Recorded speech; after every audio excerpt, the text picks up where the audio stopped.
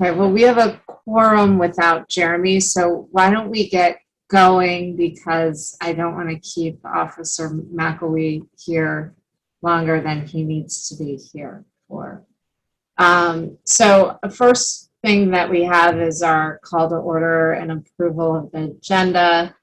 I know that there are items that folks would like to add to the agenda, so I will start by just one item procedurally on adding items to the agenda that I thought would be helpful to give everyone an idea of how this works is what we're looking for is whether or not there's an objection to adding anything to the agenda versus voting on it. So with that, I'm going to open it up to commissioners who have additional items that they'd like to add to the agenda. JP? Commissioner Ela, I'd like to add the Attorney General letter to the agenda. Do we have any other additions to the agenda? Commissioner Elkins? I have for the agenda. Michael, would you mind muting? Yep, thank you. Sorry, Commissioner Elkins. 2932 New Mexico Avenue, the applicants have asked to postpone that until July. I think that makes sense. So I would suggest we table that until next month. Okay, and the advice that I got on that was that when we get to that, we'll table it till next month. Are there additions, if that's okay with you? Yes. Okay. Are there any additional additions to the agenda? Oh, okay. Madam Chairman, I don't know where you plan to put the letter to the Attorney General, but I wanted to suggest for your consideration putting it right next to the one on the new Hardy School construction. Yeah, that's a good idea, Commissioner Elkins. Are there objections to adding the Attorney General letter to the agenda?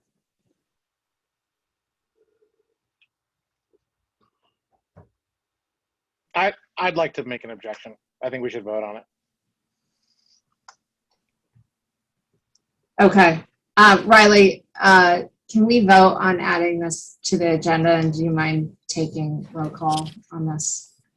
Commissioner Ela, if we're gonna take a vote, I'd like to make my statement so that I can get that on the record. Well, well, we're not on the record yet because we haven't actually started the meeting. So, and with the number of people here who are waiting to present, I'd like to keep any statement to less than 4 sentences. I mean, it's going to be longer than that if we're going to vote on a procedural matter. You know, I sent it to you earlier, Chairperson Ela. So yeah, and I responded to you.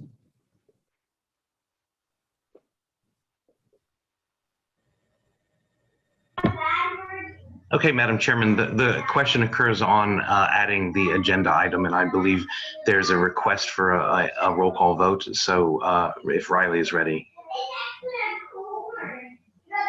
Okay. 3D01. 3D02. Aye. 3D03. Aye. 3D04. Aye. 5. Aye. 3D06. Aye. 3D07. Aye. 3D08. Nay. 3D09. aye. 3D10. Aye. 9-1.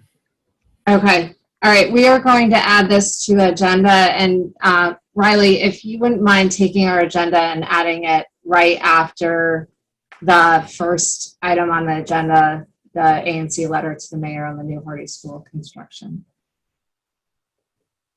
Thank you. All right. With that, we are going to. Madam Chair, Yes. I'd like to remove the resolution about ANC parking pass and transit benefits. We could postpone it until next month, just pending Guy Simons discussing with the capital bike share benefits. Okay, and anything that we're moving, we can make a motion at the time that it comes up on to move it to. All right, with that, we will get started with police reports, and I'll get started with our favorite officer, Officer McElwee. All right, thank you, Commissioner Ella, and good evening, everyone, and good evening to the commissioners. For those of you who don't know who I am, I'm Officer McElwee. I'm your local neighborhood traffic officer, and I'm going to present you with our traffic report. And then immediately after I'm done, we're going to introduce Lieutenant John Pongras. He's out there somewhere. I see him on the screen, and he's going to provide the he's going to introduce himself and then provide the crime report. So before I get started, we had a little issue tonight in Commissioner Shariki's neighborhood. You may have seen a back up of traffic through the Palisades neighborhood, and that was stemming from a oil leak or some grease or some oil leaked out of an unknown trash truck on Arizona Avenue at around 1:30 this afternoon near the intersection of Canal Road, creating a slippery situation. So we had to shut the road down coming down the hill at Arizona for several hours until DDOT responded out and applied some sand at around 5:30. The situation cleared up. So that would explain all the traffic, because we received numerous calls of all the cars going through the neighborhoods. Last month, we concentrated on special patrols for speeding, again, like we did last month. 4600 MacArthur Boulevard, 5000 block of MacArthur Boulevard, 5600 block of MacArthur Boulevard, where we wrote over 556 tickets in the whole PSA. PSA is a patrol service area. We were focusing mainly on speeding, but we were also looking for other violations such as seatbelts and cell phone violations. We had one arrest for someone traveling over 30 miles per hour, and we had one arrest for someone driving on a suspended license. If you didn't know that, driving on a suspended license or driving without a license, you're subject to arrest. The average violating speed that we saw out there was, not that everybody's doing this, but from what, when we're stopping people, we're seeing the average speed of 38 to 41, which a few years back, that was a lot higher. The cameras and, aggressive enforcement out there certainly brought that speed down. Also, we had a complaint at 4700 Reservoir Road for speeding. I placed a speed machine out there for 5 days westbound to help calm some of that, as well as some traditional traffic enforcement. 4800 block of Mass Avenue was also involved in the traffic enforcement, and 3000 block, I left that out. Had a complaint over there for the stop sign at 45th and Q Street. Lieutenant Pongras asked me to go out there and give that extra special attention, and I did that twice. And as a result, we wrote 24 notices of infractions. Not all of them were stop signs, some were seatbelts, but we had zero tolerance. So if they didn't come to a complete stop, we stopped them and issued the appropriate sanction.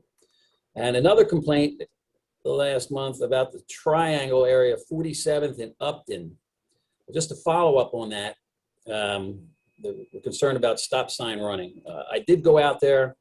I did notice that they trimmed back the rose bushes, which makes the visibility a little bit easier when they're coming up to the intersection at the stop sign. I did not see any stop sign violations. However, I did make one stop for a cell phone violation. We will continue to monitor that.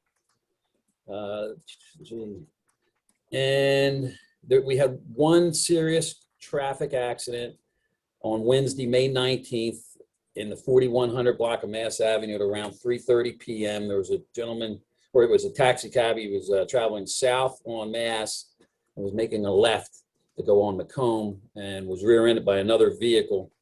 After that collision, the vehicle overturned. Fortunately, there were minor injuries, but it did shut down the roadway for several hours until we could clean up the accident scene. And the individual involved in the accident was not under the influence, but was cited for failure to control the vehicle to avoid a collision. With that said, I'm happy to take any questions concerns or complaints?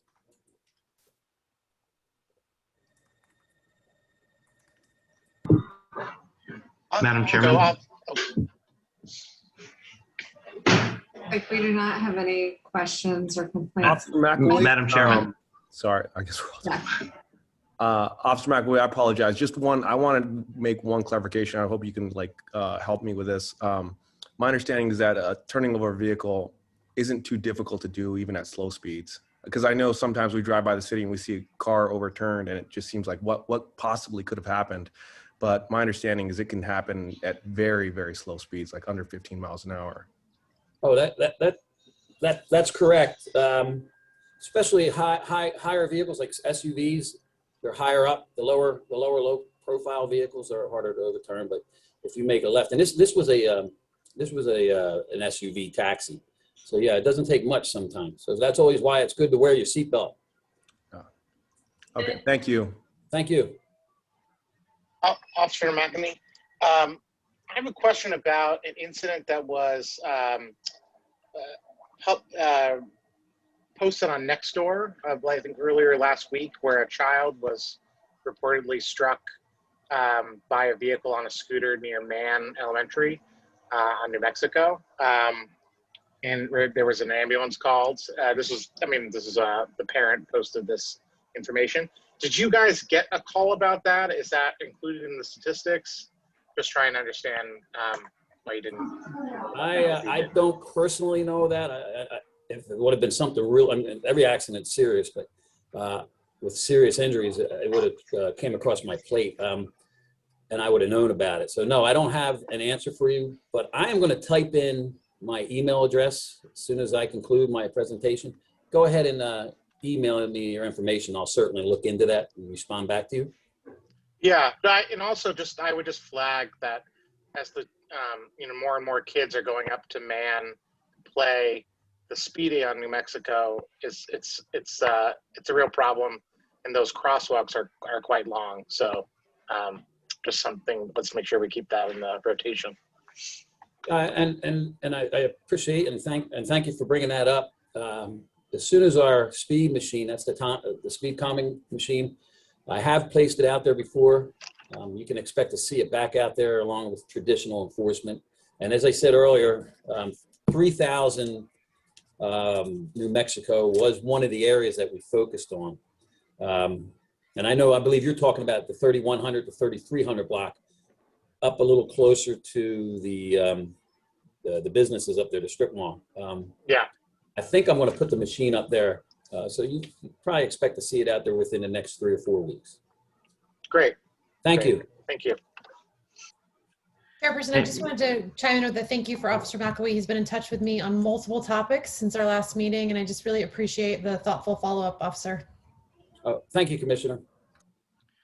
Hey, Madam Chairman. Yes. I want to echo something that Commissioner Del Morell brought up, a concern last month, Officer McAwee, which is that the illegal turns from the inner lanes of Ward Circle have ticked up. You know, the work that DDOT had done in response to some of the requests that this commission made several years ago seemed to sort of do a good job on lowering the rate of people doing that. But it seems that after the pandemic and people returning, that it's just come back. I see one almost every time I travel through the circle or around it. I'm wondering, if you could add that to your list of enforcement sites, and then we may work, through the Transportation Committee to see if we can engage DDOT about looking at the situation there further. Commissioner Sturicki, and I did, and I will. And you're correct with the traffic volume increasing because everybody's coming back now. We are seeing more. It's still not as bad as it used to be, but we will be out there, and we'll keep an eye on it for you. Thank you. Thank you. Thank you. You see any more questions out there, Commissioner Ella? I actually do have another question. I don't know, how to broach this subject. I've wondered how to bring it up in the past. And I apologize for taking up more time. There is, and I really don't know what to do with this. There is a couple that walks around the neighborhood. They started at the Giant down at Cathedral Commons, and they hang out there. They have a child in a stroller, and they're just walking around and they're panhandling all through the neighborhood. And they've been working the neighborhood for, geez, I want to say like good 4 months, 5 months. I called Giant at one point because they would just sit in the garage, and as you would come out of the Giant, they would stop you and start to harass you. Now I guess the Giant is smartened up, so they're not there anymore. But what they're doing now is they're walking basically from the Giant up Mass Avenue to AU, up Nebraska, back down Van Ness, and they're just circling, and they're just like every person they get, they're trying to.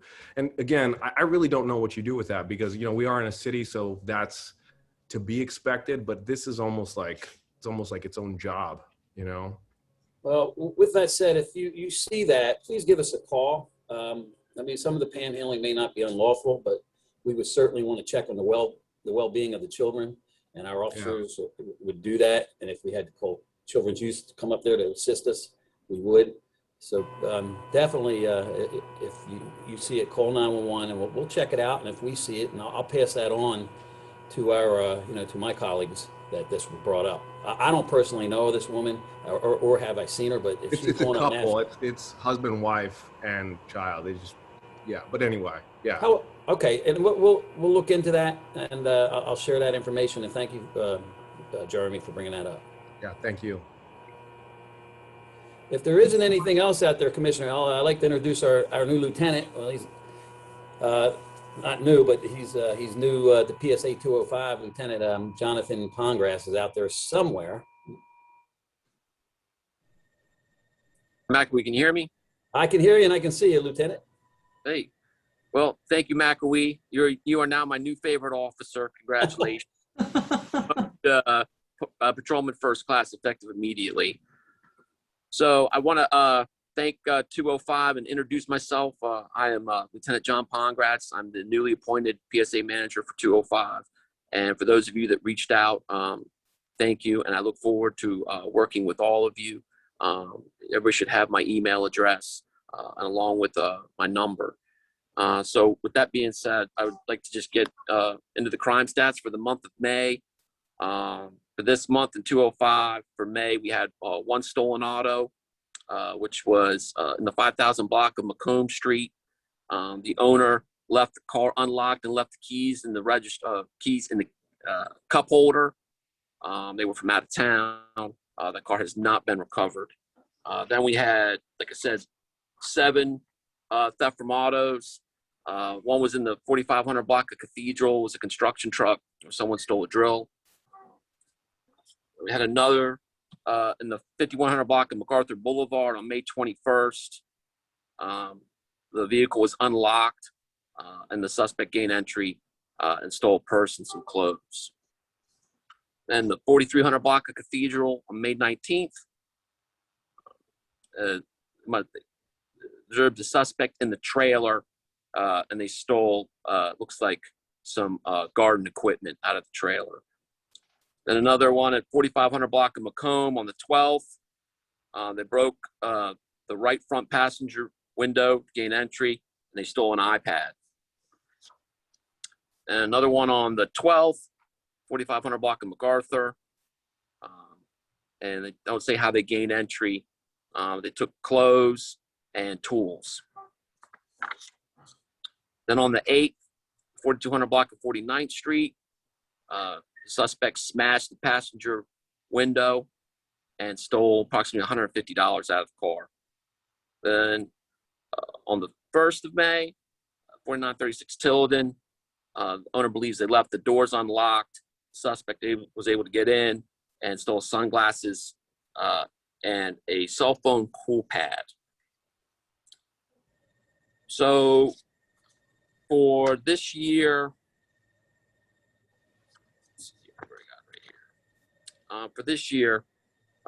for overall property crime, PSA 205 is down 50%.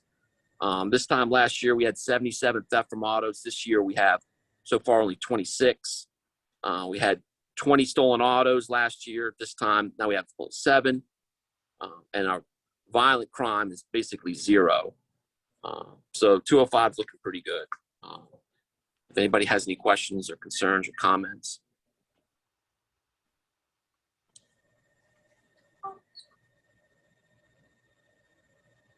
Any questions for Lieutenant Pongratz? No, well then, welcome. We're really glad that you're here and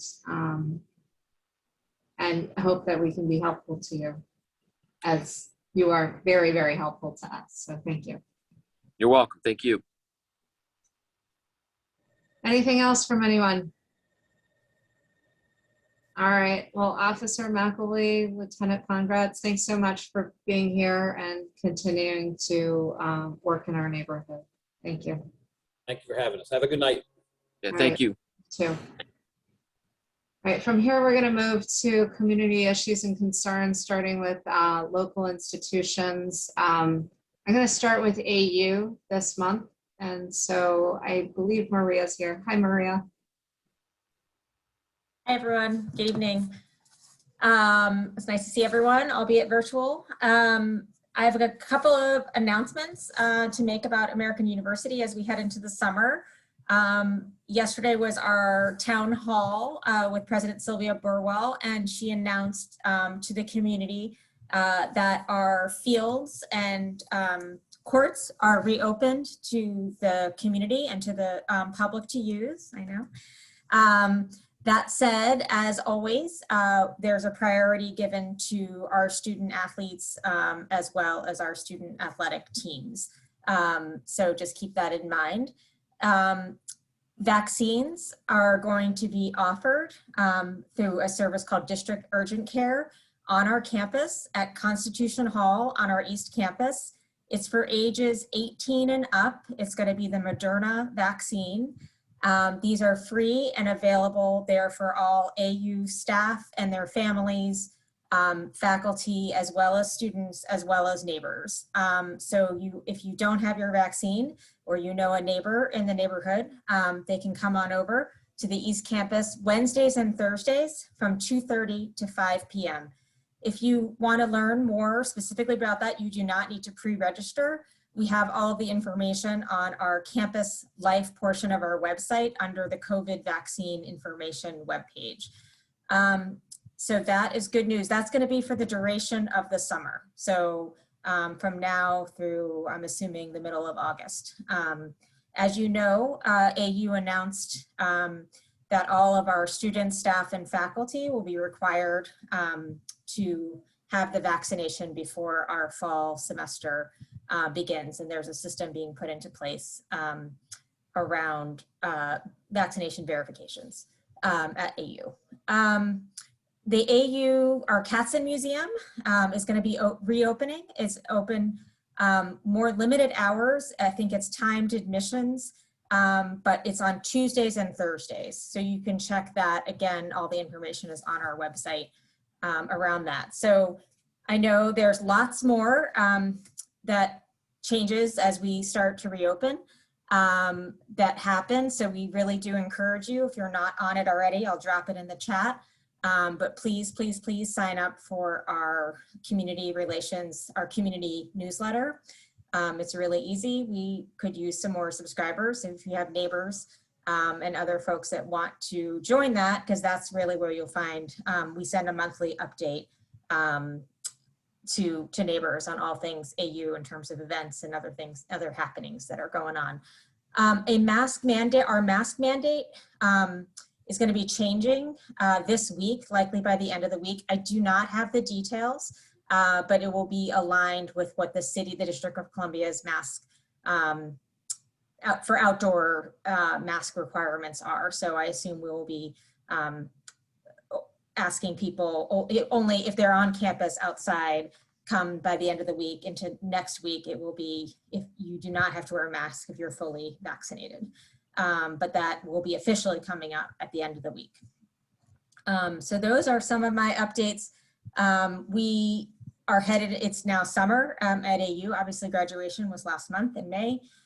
And our campus is still more closed than open in terms of what's happening in buildings. But for the fall semester, everything points to having us up and running as, you know, prior to COVID is the expectation of the university in terms of our residence halls being filled and our classes being in person. I'm sure I see Christian smiling. So it'll be come back to life, which we're all very, very excited about. So those are some of my updates. If anyone has any questions, I'm happy to answer them. I know that was a lot of information. Maria, I'm curious on the return to campus, specifically those living in housing. Are there going to be multi-shared dorm rooms or single, or has that? So it's going to be like it was prior to COVID, but we have a vaccination requirement. So all students must be vaccinated. Okay. Great. Just a note from me, Maria, thank you, and thrilled to hear about campus reopening for neighbors to leverage the outdoor facilities. So thanks for that. Yeah. It's been a long time coming. I can't tell you how many emails I fielded. So, well, thank you for being patient with all of us as we continue to email you. Can you please open the title? Yeah. Thank you. All right, from here we'll move on to Kevin Day with GW if he's here. I am here. Good evening. Yeah. Thank you, Commissioner Ellick. Good evening, commissioners. I have a brief update similar to the kinds of things American University. This update went over. The university is moving towards reopening its campus. We are planning for a return to campus in the fall, and during the summer we will be slowly opening up facilities and the campus to the public. Like AU, GW has a vaccine requirement for faculty, staff, and students. Students will be returning to campus and we have done some de-densification of our residents. I think we've gotten rid of triples and quads, but there will be students sharing rooms and they will be required to submit proof of vaccination. There will be approximately 400 students on our Foggy Bottom campus. There's no plans to put, during the summer, there's no plans to put students at the Mount Vernon campus. We'll be continuing to do renovation, getting it ready to return to open status. But I do have a few updates that people have been asking and emailing me about, which is the pool. The pool will be opening and is providing memberships to community members. And there's an email address and a phone number and a gentleman's name, which I will drop in the chat feature for those who are interested in learning about that. The university is planning to reopen the W Street Gate for those who use the W Street Gate to walk on the campus, take their dogs onto the campus. That will be opening again. I don't have the exact date, but as soon as I have that, I'll provide that through our newsletter, which you can log on and which you can sign up for to get all this information. Most people have asked about the Vern Shuttle Express, and that express will not be operating during the summer. We anticipate that will resume operation in the fall, and it is our plan to allow community members, as we have in the pre-COVID era, to use that shuttle. Stay tuned for more information on when that happens. Our community campus plan and community engagement for our campus plan efforts continue. The next working group meeting is next Wednesday at 4 p.m., Facilities and Transportation Working Group, where we'll be discussing plans for transportation on and around the campus. You can often go to our Mount Vernon campus planning website to get updates about the plan, meeting schedules, working group descriptions and rosters, contact information for GW representatives. If you can't make any of these meetings on that website, there's an online tool where you can provide feedback. You can leave comments, questions, video if you'd like. So that is also a place. And again, I will drop all these links in the chat feature as soon as I am complete. Finally, I want to I probably have already heard this, but at last month's board meeting, President Thomas LeBlanc announced his intention to retire at the end of his current contract. So President LeBlanc will be spending the next 14 months finishing up some projects, working to make sure the university is prepared to move into the future. The university will engage in a national search for the next president. And I expect that there will be community outreach to get community feedback on that process. As soon as I have that information, I will make that available to you. But again, best place to learn about all of this is signing up for our newsletter. With that, I will turn the time back over and answer any questions if there are any out there and let you get on with your meeting. Thanks so much, Kevin. Any questions? All right. All right. Enjoy the rest of your meeting, folks, and enjoy your summer. Thank you so much. You too. All right, Amir, would you like to go next? Good evening, everyone. My name is Amir Guravantab, Board 3 Liaison. I have a couple quick announcements regarding the vaccine and reopening, as usual. So thanks to Mayor Bowser's vaccination campaign, we've been able to lift our restrictions. As you may know, in May, we lifted the restrictions on most activities, restaurants and bars and nightclubs, which will see a full reopening on June 11th. So we excitedly await that, and that allows us to have our summer parades as well. With that, we're seeing a unfortunate drop in the amount of vaccinations we've been getting. So we want to make sure that we get the word out there that the city is offering walk-up vaccination sites through June and July, including UDC and Ward 3, and that the vaccine is freely available from drugstores, and we're happy to see that AU is also offering the vaccine as well. We want to make sure that we get to 70% because that is an important number for herd immunity. So any commitment counts.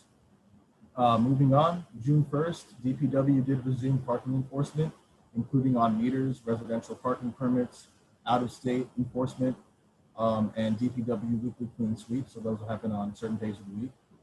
And car registrations that were expired are going to need to be renewed now. And July 1st, they're going to start requiring DC licenses to be valid and not expired. So until then, there is a bit of a grace period. And I know that a lot of people are having difficulties with DMV or saying that they can't get appointments. We want to make sure that everyone knows that Tuesday in the afternoon is when DMV is releasing updates to their schedules regarding appointments. And if you can't get an appointment from then on, I encourage you to contact me so I can put you through with the director of DMV myself, try to get it on an ad hoc basis. But with that, there is going to be a little bit of an amnesty period for a few months for overdue tickets and violations because of COVID. So we won't see those being enforced for a while. Finally, I want to conclude by saying that the mayor's office would like to cordially invite everyone to a one-year celebration of the BLM Plaza this Saturday, June 5th at 11:30 a.m.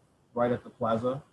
There will be live music, a group workout, refreshments, and the Johnson & Johnson vaccine will be delivered there. So get that word out there. We'd like to see you all there. And with that, I can take any questions and move on with the discussion.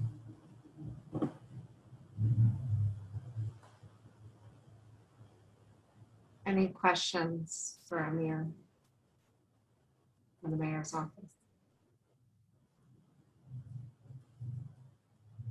I can't see anyone. Does anyone else see? No. Okay, we will move on to, thank you so much, Amir. We'll move on to Mary Che's office, to Nick. Hi, good evening, everyone. My name is Nick Mendelson. I'm Councilmember Che's Deputy Director of Constituent Services. Feel free to email or call me should you have any kind of constituent service related questions, concerns, issues come up. I'll make sure to drop my information in the chat if you want to follow up with me offline. And I'm happy to announce that the mayor presented her proposed budget and financial plan to the council this afternoon, and we are now in budget season. I'll also be sure to drop in the chat a link to more information on the budget oversight calendar period. And if you have any questions about that, please feel free to reach out to me and I can connect you with the appropriate staff in our office to follow up on any items you want to discuss.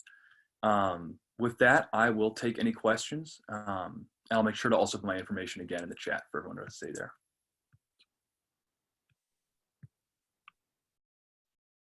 Trisha. Go ahead.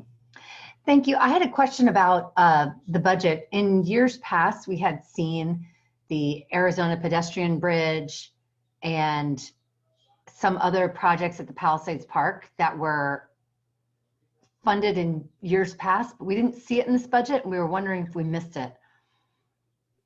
I will need to follow up with, I think, Cole in our office who works with DDOT, and possibly also the DGS staffer, the staffer who works on DGS related issues. I'll have to double check about that.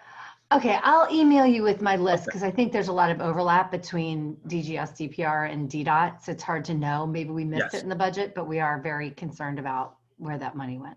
Okay, I'll make sure to flag that concern, and I'll also keep an eye out for that list as well. Thank you. Yeah, absolutely.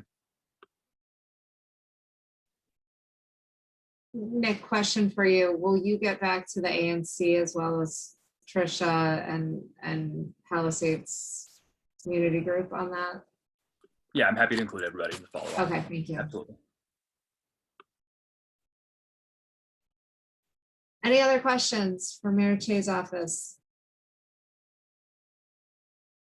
All right, now we will move on. Any other local institutions here or updates from local institutions? All right, no. Then we're moving past that to commissioner updates and community news. For this, I think I'll just go in order, starting with Commissioner Elkins. Thank you, Madam Chairman. I have three things really quick. One is the Transportation Committee, which has been very active this last year. In fact, we've just passed our 1-year anniversary.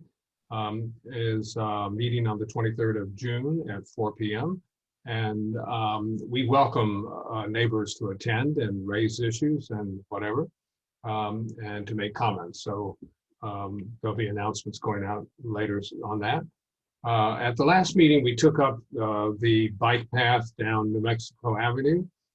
This is still an active concern for this commission, but we've postponed any action on that until our July meeting, which will be July 7th. And so stay tuned for that. And finally, the Transportation Committee has been very active with regard to tripping hazards and other impediments to people who are disabled, for instance, on our sidewalks. And we've walked a good number of miles in our neighborhood already and identified over 150 blocks that have sidewalks that need to be repaired. And in my own small single-member district, we've identified 56 cases where the sidewalk is at least an inch and a half above the neighboring sidewalk square. And so we are bringing this to the attention of the DDOT. And the reason I'm mentioning this is because we still have parts of the neighborhood that need to be walked and reported on. And if there are people who would like to volunteer, you can contact me at 3D01@anc.dc.gov or write the ANC office, and we'd be glad to sign you up for a few blocks, and it would be very helpful. We're trying to give a comprehensive view to the Department of Transportation because I think they have not given as much attention to sidewalk hazards as they have to potholes, and we think they're just as important. So that's all I have, Madam Chairman. Thank you very much. And thank you for all the work. To those who are part of the Transportation Committee on the phone, thanks for all the work that you've done and the thoughtful approach in which you do it. And Commissioner Elkins and Derry for your leadership there. All right, we are going to move on to Elizabeth. Yes, briefly, I'll mention for those that didn't receive notice, and I think it was a fairly small group of neighbors in Spring Valley. So for the wider group, an update on Wesley Seminary. They have submitted an extension to their campus plan for either 6 or 12 months. They weren't clear yet on the period, but will be continuing to work on their new campus plan and setting a community meeting at some point in the next month or two. So no immediate action expected there. Great, thank you. All right, for my area, I was lucky enough to be able to take a bike ride with Mary Che and other representatives from Nebraska on down to Glover Park, and focusing on that connector route that we will be focusing our next ANC meeting on. We chose not to add it to the calendar for this month because we have some serious issues to tackle this month, and we want to make sure that we give both of these issues the time that they deserve. So we're doing that next month. I know there are people from the bike advocate group who were upset about that, and I am sorry that there wasn't time to be able to do that on the agenda tonight. So that is my only update, but I am hopeful that we can get there with some safe routes for families and kids and adults to be able to commute throughout our neighborhood. That's all I have. All right, moving on to 04. But who's 04? Oh, Michael, thank you. Sorry, I have no specific update. Okay. 05. No specific updates, thanks. 06. Same here, no updates, thank you. 7. Last Monday, I testified on behalf of ANC 3 to the council's subcommittee on redistricting. I was authorized to do this by my March resolution about how redistricting will impact student representation next year. I think it was relatively productive in that the council members are beginning to understand that this is an issue that we're going to be facing, but a lot more work is needed to make sure that what happened in 2011, which was unacceptable and frankly illegal, is going to be prevented again. This involves adding a student representative to the ward task forces, which I've talked to Nick and the councilmember Che about, and then some other reforms that'll make sure we're protecting student rights. But just make sure you keep all that on your mind, because I think it's going to come up again before the commission, before they establish those task forces later this year or early next year. Thank you, Christian. And I'd encourage anyone who hasn't read that letter to take a read. It's excellent. Thank you. All right, moving on. Are we on 8? Yeah, I don't have any specific updates. I would just echo what Commissioner Elkins said about the bike lane proposal that is going to be considered in July. If you have questions, you can email me or Chuck. You can also see on the website, we did a very lengthy town hall and other presentations that over the last few months. So a lot of the questions that you may have may be answered there, including some pictures of what are the pedestrian improvements that we are trying to get included in the project. Thanks, Ben. JP? I have no further updates today. All right, Jeremy. I have no updates, but I do know we haven't responded to a chat that was someone was looking for Nick Cram-Mendelson's email, I believe. So if Nick can hear that, if you can like post that in the chat. It's there. Just scroll down, Jeremy. Oh, it's there. Someone Yep. added it. Okay, great. That's all I have. Thanks. Super. Thank you. All right, from that, we're going to move on to community concerns. And on this section, I'd ask people if you're here to discuss anything that's on our official actions list or related to discussion of the website, if you can table those for later, and then related to community concerns, if we can keep this short only because we've got a lot of other things on the agenda as well, but every concern is a valid concern, and we want to make sure that we give time to those. So for anyone who has something that they'd like to bring up, now is the time, unless it's something that's already on the agenda to discuss later.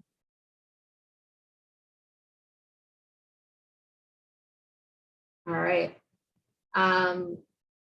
With that, I didn't see, did anyone else I think Elizabeth, you are our eyes and ears. Did you see anything that I missed? I do see one hand raised, Suzanne Morell. Oh, thank you. Suzanne, I'm so sorry. No worries. Hi, how are you? I'm not sure why my camera's not working, but I wanted to just question, and I wasn't sure if I should have brought this up when the lieutenants were on the call, but MacArthur Boulevard was blocked for quite some time on Saturday evening with an excessive amount of police and fire and ambulance.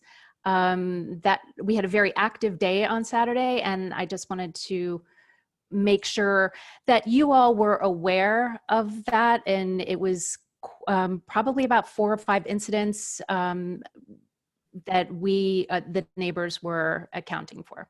Thank you. Thank you.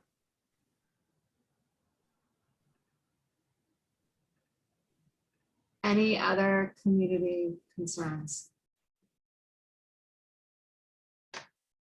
All right, with that, we are going to move on to a discussion of our website, its functionality, and ask for feedback from neighbors on the current website, as well as a design that's currently underway. And I'm going to hand this discussion for leadership over to Christian, who's going to provide an update. Thank you. Sure. Well, thank you, Madam Chair. In February, I submitted a package of recommendations to the Commission about how we can improve our communication plans for the upcoming term. Many of these have already been implemented, but some are still in progress, namely the website, which I'll show you in a minute. We're going to start by taking a look at the current website and then my draft that I've been working on, and see then what the community might think about those updates and how we can improve it before transitioning to the new website and implementing that. So I'm going to start by sharing my screen, if I can do that. Okay, well, that's not good. Riley, you might need to give Christian ability to share his screen.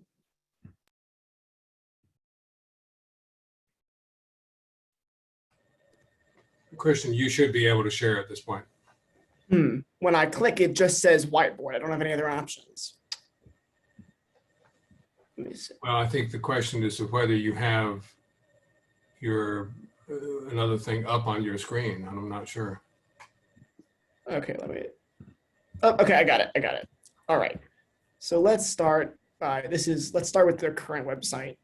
So this is our current website, and as you can see, it has all of the information that I believe is necessary and that we're legally required to have. But some of the functionality and the aesthetic appearance things can be fixed and altered a little bit. So there are some things I really liked about the current website that I tried to keep in the draft, notably this section where it says next meeting and last meeting. I think this is really helpful for both commissioners and our constituents as they're trying to figure out what's going on and what we've been working on in the past. So that's like very important with the homepage, but I think that there were some other organizational things that could be streamlined a little bit with the document section so that people could see all of our correspondence in one place and what we've been working on, maybe by subject, so that people who are only interested in one issue can find that more easily. So over the past 6 months, I've been working on a new draft. It's been a long time coming, but we're almost there. Not quite finished, but we're at a point, I think, where it's time to ask for some feedback. So as you can see, the homepage looks quite a lot different. The content is relatively the same, but the idea was that we should change the colors and fonts to, one, be unified with the ANC's branding, but also make sure that we're complying with the ADA accessibility guidelines and stuff to make sure that anybody who's interested in using a website can do so regardless of their constraints. So you'll see that we kept the upcoming meetings. I decided it might be easier to make it on a separate page with a link, but it's still at the forefront of the website clearly. And I added a map showing different single member districts. Commissioner Simkowitz recommended a different map a few weeks ago that I think is very valuable. And in the near future, I will follow up with Gottlieb Simon and see if we can figure out where that map came from. But you'll see that the homepage is essentially the same. The search bar functionality has been improved from the last website. So this search bar works a little bit better and will hopefully ones that we publish show more of the information people are looking for. And we also added a translation bar powered by Google Translate to comply with the DC language accessibility law. So we kept the structure of like the meeting pages. So if you wanted to click down to the 2021 meetings, for example, you could see what we worked on in January, February, like it currently is structured. But I also recommended that we add a portion of letters and resolutions where we can see exactly what the ANC has sent out and to who, so that if people are only interested in that, they can find it. And then the other things, the content is largely the same. It's just been reformatted in ways that are more accessible. So that's what I've been working on, and I'm very interested to see what the community thinks about how we can improve the website function so that it better serves you and that we can make sure you're having an easier time finding what you're looking for. So I guess if anyone has any thoughts, please just raise your hands and we can start that discussion.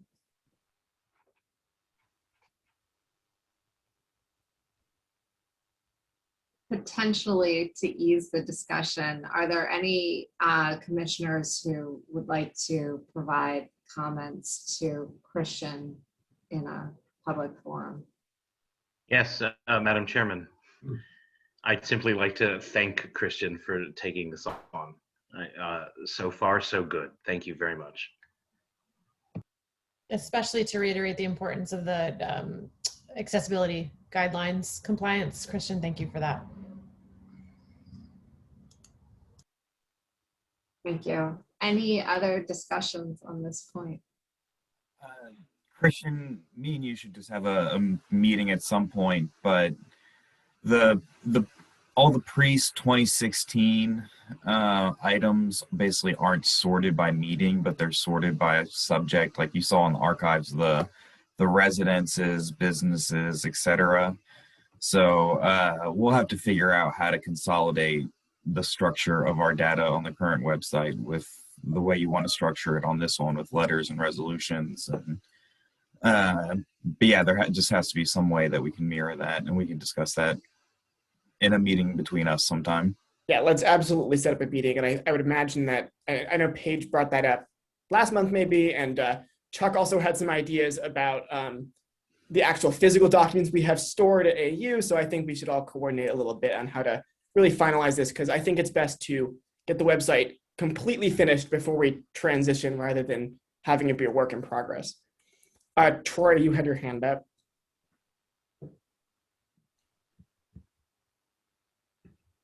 Thank you, Christian. I was just going to write that I scraped all of those documents from the original website and have them on a thumb drive somewhere if you guys are interested. That would be fantastic. Yeah, I'll be sure to reach out about that. Nothing dies.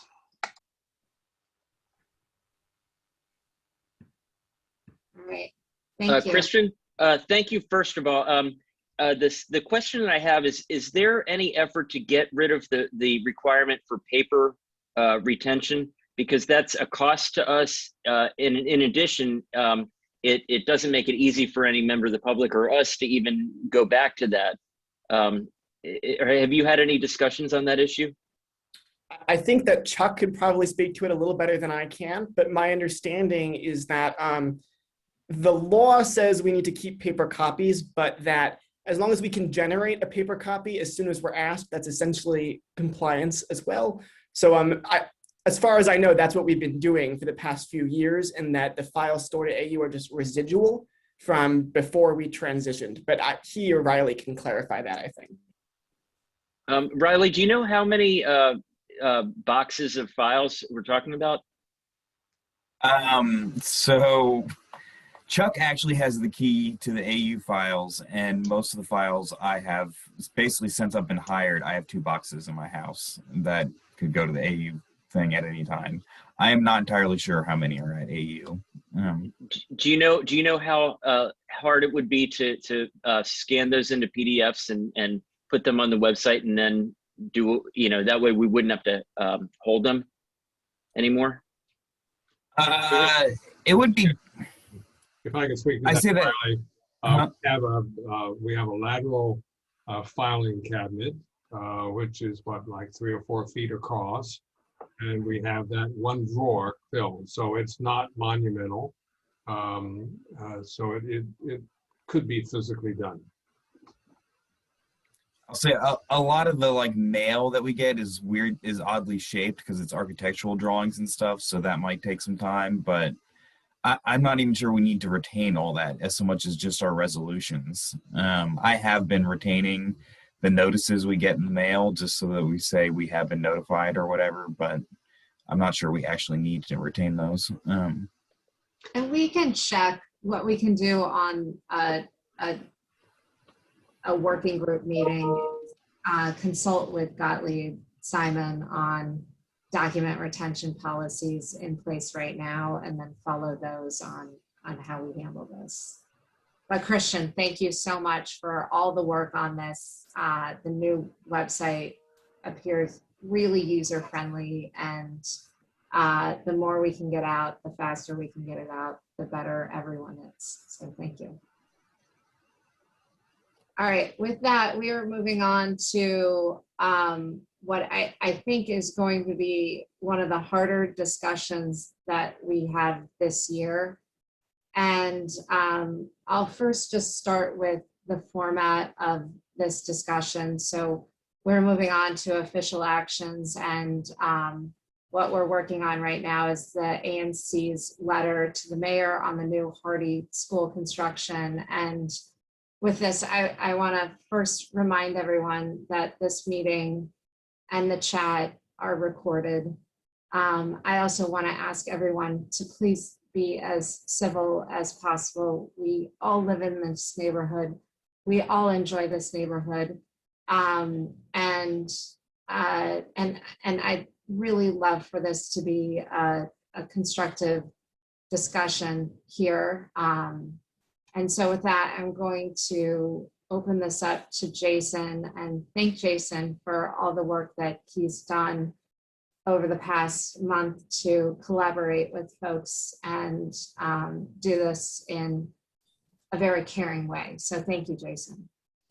Well, thank you, Chairperson Ila, and good evening, everyone. I'll keep my remarks very brief so that we can turn it over to the commissioners and the community for their thoughts. I just want to first start by thanking the community who took time to share their views with the ANC through our website, through our portal. I have done my level best to include your feedback in our thinking. I also want to remind the commissioners that this letter was drafted to put forward a position for the ANC as a whole. I represent 3D06, geography that wraps around the two sites that we will discuss tonight at Foxhall and MacArthur, along with my colleague, Commissioner Sivkowitz. But this issue transcends our boundaries and stretches across 3D and affects all of us and all of our community. And again, I've written this letter with the opinions of our whole community and the city at heart. There has been a range of passionate views on this issue. I wanted to remind the commissioners in particular that a formal community working group was formed several months ago and has met many times. 40 plus individuals, including school leaders, parents, community representatives, including myself and Commissioner Sivkowitz, participated in the community working group. It held student focus groups, more than 5 of those. It conducted surveys of more than 2,000 residents and has collected data specifically on these sites and beyond these sites in terms of the demands on public school infrastructure and overcrowding at our public schools.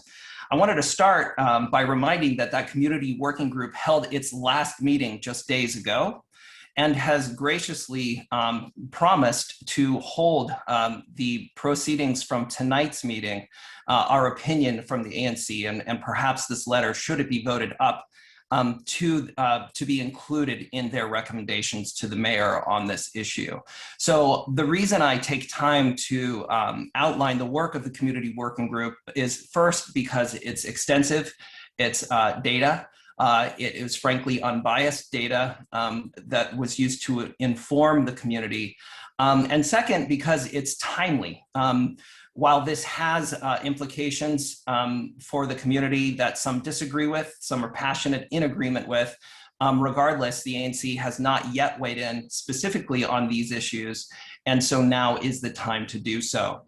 I've attempted to capture the primary concerns against construction at the two sites known as Foxhall and MacArthur. I've referred to Foxhall as the Q Street site in my letter.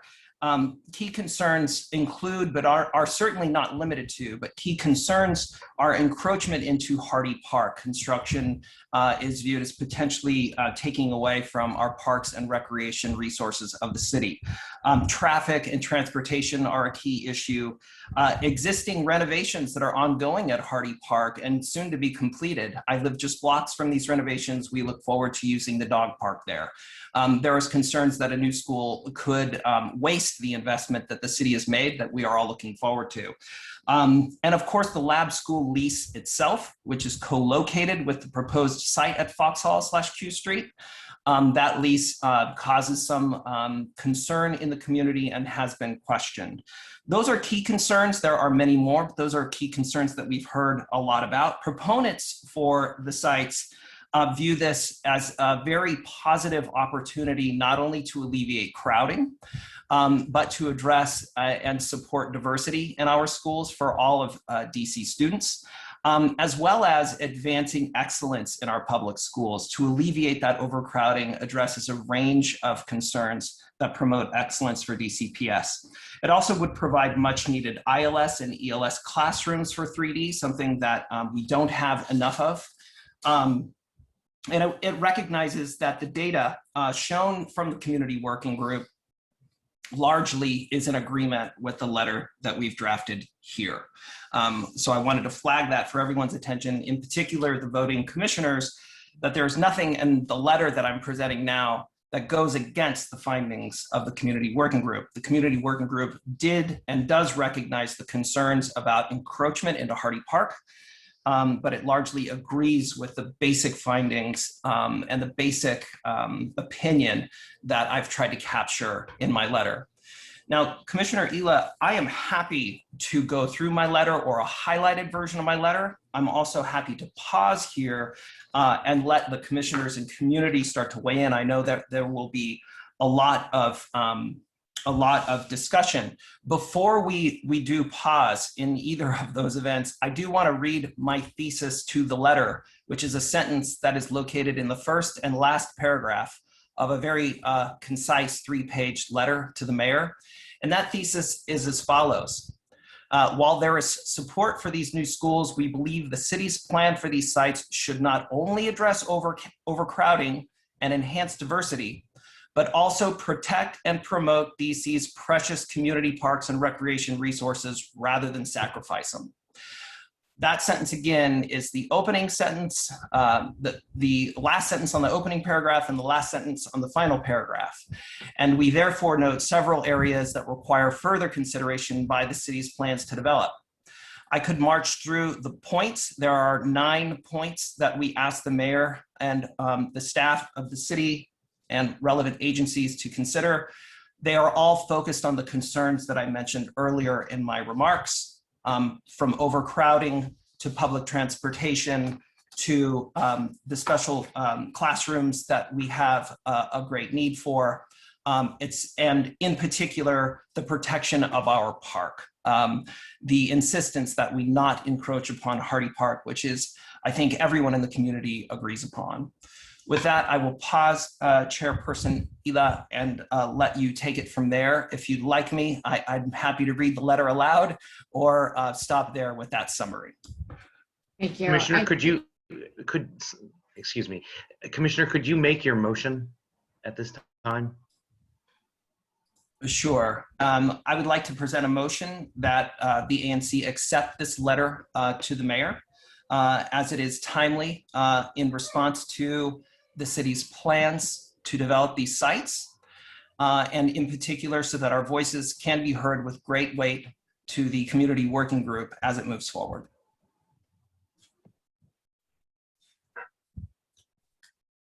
That is my motion. Thank you. Is there a second? Do we have a second? I'll second. There's a second, and also a point of order. What point should I have a series of amendments that have been posted on the website. At what point should we discuss that, Mr. Parliamentarian, Madam Chair? My understanding is that these may be friendly amendments, so the I'm not sure author all of of them the, are friendly.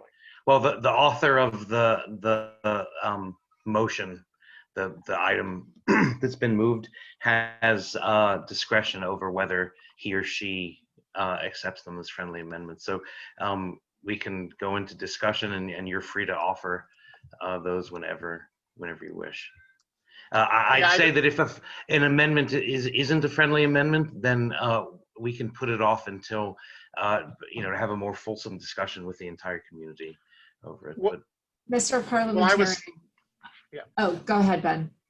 I guess my proposal, which may or may not make sense, was that I could present the amendments and then we could go to community discussion and the commissioners could discuss Jason's underlying resolution and my amendments at the same time, and then the community can weigh in at the same time instead of having it happen twice.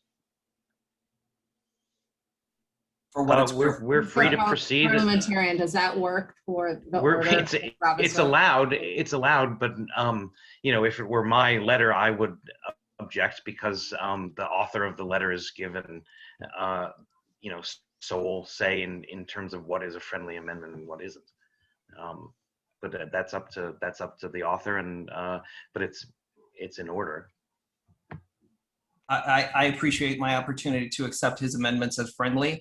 Given the very strong views and the wide range of views that we've received online and reviewed, I am more than happy to, before hearing specific amendments and accepting or rejecting them, to allow the community to respond both to the amendments as well as my letter, and then moving on from there, so that I can accept them as friendly or we can debate them.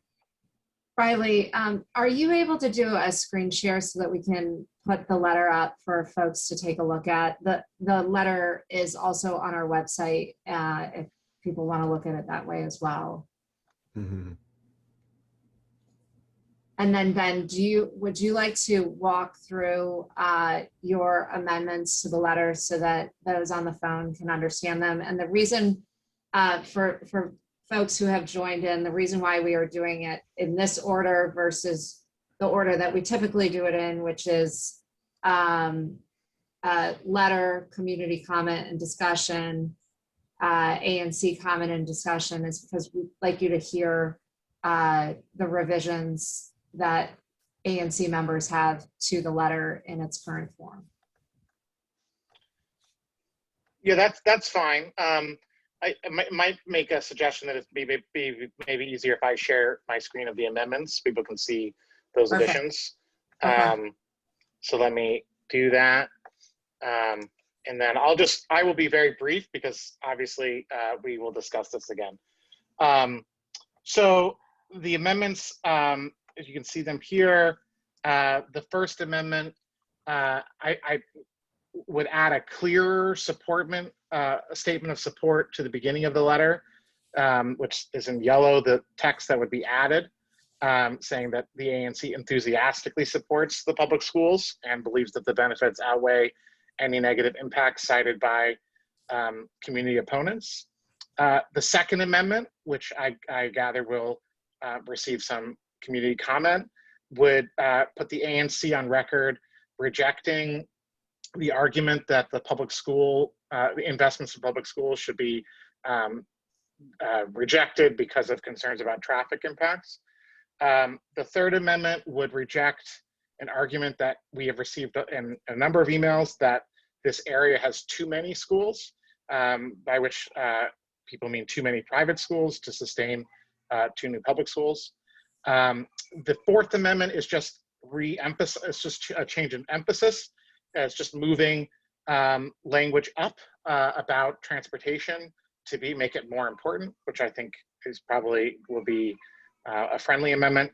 Amendment 5 would rewrite language about traffic and parking to, I think, accurately capture the fact that we think that DCPS can handle these issues and will handle them in a reasonable fashion, and there isn't a need for the community to sort of have a combative approach to it. The sixth amendment would strike language in the letter that I think undermines the letter because it elevates concerns and opposition to the letter that I think would be unhelpful and would potentially lead to the council to changing priorities. The Seventh Amendment addresses Hardy Park. I think some of the language which responds to many concerns goes too far, especially given that DCPS has put forward plans that would minimize any encroachment on the park. And so I think that we should tone down some of that rhetoric. And then the last two amendments relate to the lab lease, which I think we'll talk more about this with Commissioner Simkowitz's letter. The lab lease is, I would agree, bad public policy, but it is not appropriate or helpful to relitigate the issue here. It's done. One of the things that came out of the Key Party movement was the two schools at the Hardy, old Hardy site. And then the 10th Amendment, which I hope will be friendly, is to change all references to city to the district, which I think is appropriate. And we should not be calling the council, the city council, etc. So those are the amendments, and I no doubt people will have some comments on them.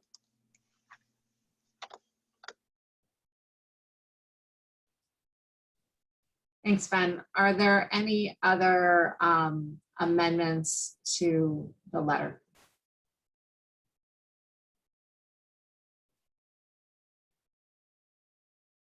All right, with that, we'll open it up for, we have a second. Is there discussion?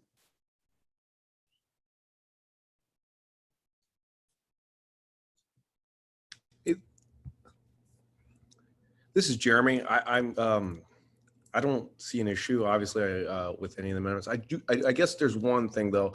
I don't know that there's a need to put what your first one about we enthusiastically support. I mean, I think saying that we support is sufficient. I don't know, like adding a descriptive word to that makes any adds anything to the letter. But that's the only kind of issue I have. Could I make a suggestion that we go to the community comment before commissioners weigh in? Sure thing. All right, to do community comments, if you could use your raise hand feature in the Zoom, this puts everyone in order. And so we'll get started with Stacy L. Madam Chairman, Yes. could you remind everyone what the time expectations are? Thank you. Thanks. For those who haven't been at one of our meetings before, the expectations are, A, we want to be provide critical feedback that is unique. So if someone else has already provided the same feedback, what you can say is, I agree with the other person who spoke versus speaking for 2 minutes. And then all speaking time is limited to 2 minutes. And I will do the timing of 2 minutes. So with that, we'll open it up with Stacia L. And I'm sorry if I have. It's okay. My name's Stacia Lindy. I'm questioning quickly about the CWG, the group. Where's the data and the surveys and the findings that you're talking about? Because we found out so late about this. And my big question is, with findings, I would like to know all the other options there were for this school before and after the purchase of GDS and the reasons why they were not pursued or chosen. Like States Rec or Carolina Park, Turtle Park, or even the Lord and Taylors, just to name a few. So that's my question, quick and easy. Thank you. Does anyone on the working group want to take up that question right now? Or I would. This is Jason, and I don't plan on responding to every comment. I just would like to be polite here and say that, you know, as a member of the community working group, I know that they are planning to publish their results as soon as early as this week, their findings that with all of that data.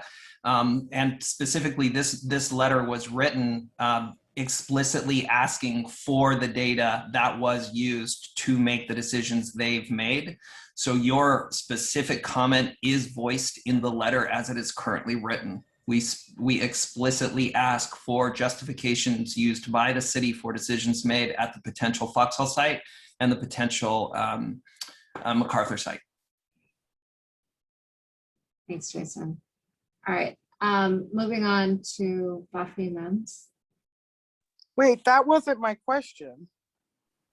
My question was to know what other options of places other than Hardy Park have been sought after before and after the purchase of GDS, and why they were not chosen and or pursued.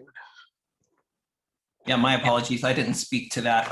We simply called upon how they arrived at this decision, what data was used. We certainly do hope that that includes a rationale for our sites versus other sites, but that's the way it was phrased. The community working group also did not explicitly go into a rationale for these sites over other sites, other than feeder patterns and geography. I have to correct the record on that, Ms. Lindy. To my knowledge, there was no discussion or input as to any other location other than GDS and the Hardy Park, and that's the problem in my eyes. All right, we're going to move on to Buffy Mims. Thank you. Thank you. My name is Buffy Mims, and I live basically right on the border of 3D06 and 3D09. And I really just want to speak to the amendments that were proposed to the letter.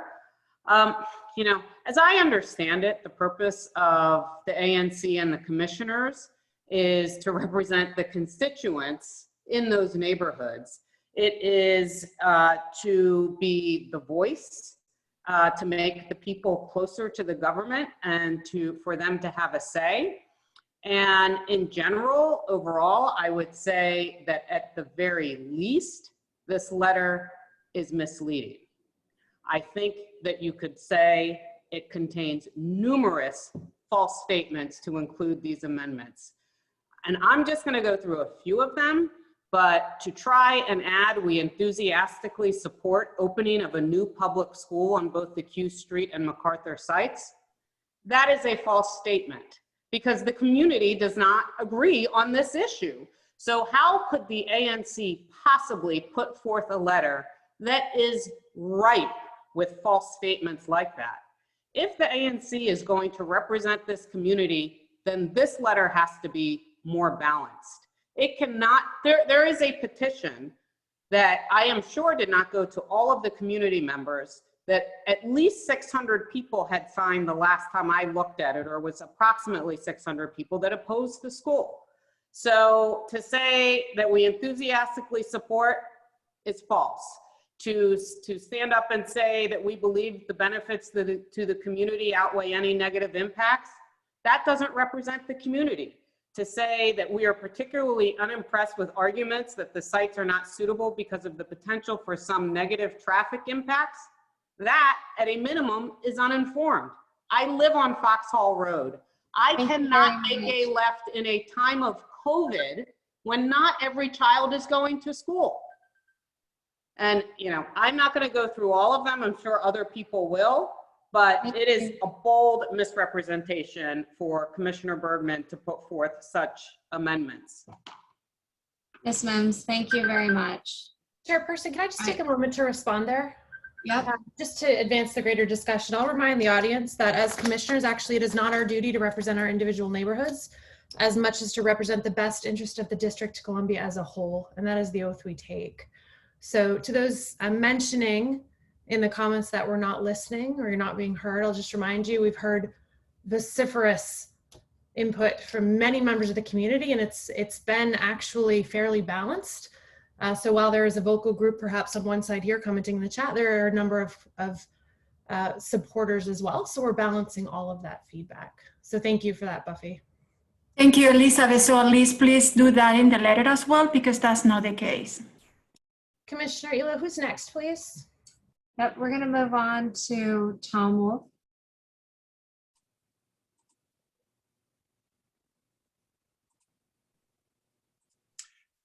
Good evening. I'll summarize my full comments, which I've already submitted for the record. I'm Tom Wolf. I live on Q Street and have for 39 years, and I've raised my family here. The proposal to build a Foxhall Elementary School at Foxhall and Q is fatally flawed for reasons that are apparent to anyone who has read the DCPS student projections. Once the renovation monies are returned to Stoddard Elementary for their renovation, there won't be enough students to populate an elementary school at Hardy Park. The overflow from Key and Mann elementary schools will only fill it halfway. At the same time, middle school projections that from the school department show that the overcrowding at Mann, at the ward's middle schools is centered on Deal at the opposite end of Ward 3. The numbers show a need for only 77 additional middle school seats anywhere near the newly acquired Georgetown Day site. As a result, the current plan will result in the building of 2 new half-filled schools within a block of each other. A K-8 school or a co-located elementary and middle school on the GDS site will allow the city optimum flexibility against demographic uncertainty in coming years. The one thing that's not uncertain is that once green space is taken from Hardy Park, it can't be returned. The ANC can help everyone understand the situation better by asking DCPS to run the numbers for that co-location option. It should also request that a certified schools architect visit the narrow parking lot designated for Foxhall Elementary School and assess the physical practicality, really possibility of that option. To be clear, ANC 3D06 does not support building on Hardy Park and does not support the letter and does not support the amendments. We have an online petition with over 600 signatures to prove it. Thank you. Thank you, Mr. Wolf. All right, we'll move on to Sydney. Well, thank you so much for engaging with us, and I guess a couple of points. So I completely agree with all the points that Buffy made. I've lived here for 20 years on Volta Place and have loved the park all along. I do find it interesting, and maybe you guys can reconcile this for me, is that if the ANC does not represent the neighborhood, what do you represent? You have this much opposition, you're not listening. Do we need to write our own letter to the mayor? I realize that you're trying to take into account everything for the good of the entire district, but why have an ANC if you're not representing the neighborhoods? Thank you, Sydney. Professor Mann.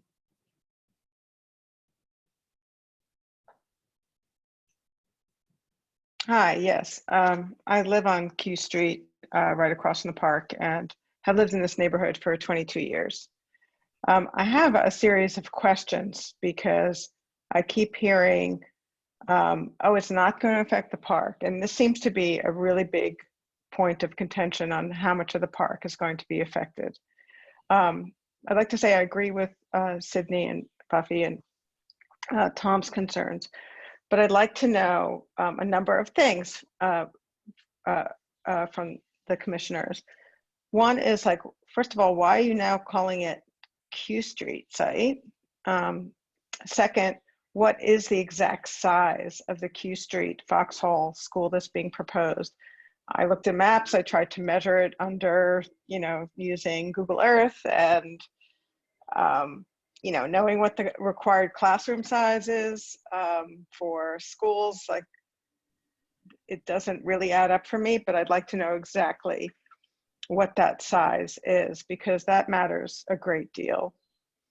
I'd also like to know, how is diversity being supported by building a school in a predominantly white neighborhood where there is very, very little public transportation, one bus, as you all know. And that's of concern to me as well.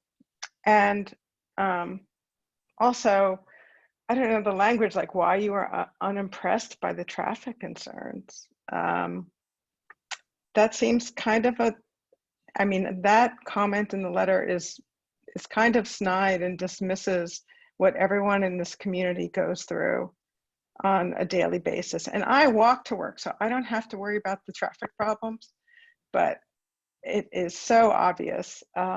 So I would like answers to those 4 questions. Why are you calling it the Q Street site? What is the exact size? You can't keep telling us it's not going to affect the park because nobody believes you. So you have to make us believe you. Okay, thanks. I'll start with some of those questions, and I'm going to start with diversity. As you know, because you work at Georgetown, and I'm sure, just like my husband, you've gone through a year of diversity training. Diversity comes in a lot of different fronts. It's not just, there's diversity that is not being supported in our neighborhood. It's been kicked out of the neighborhood. This is learning diversity.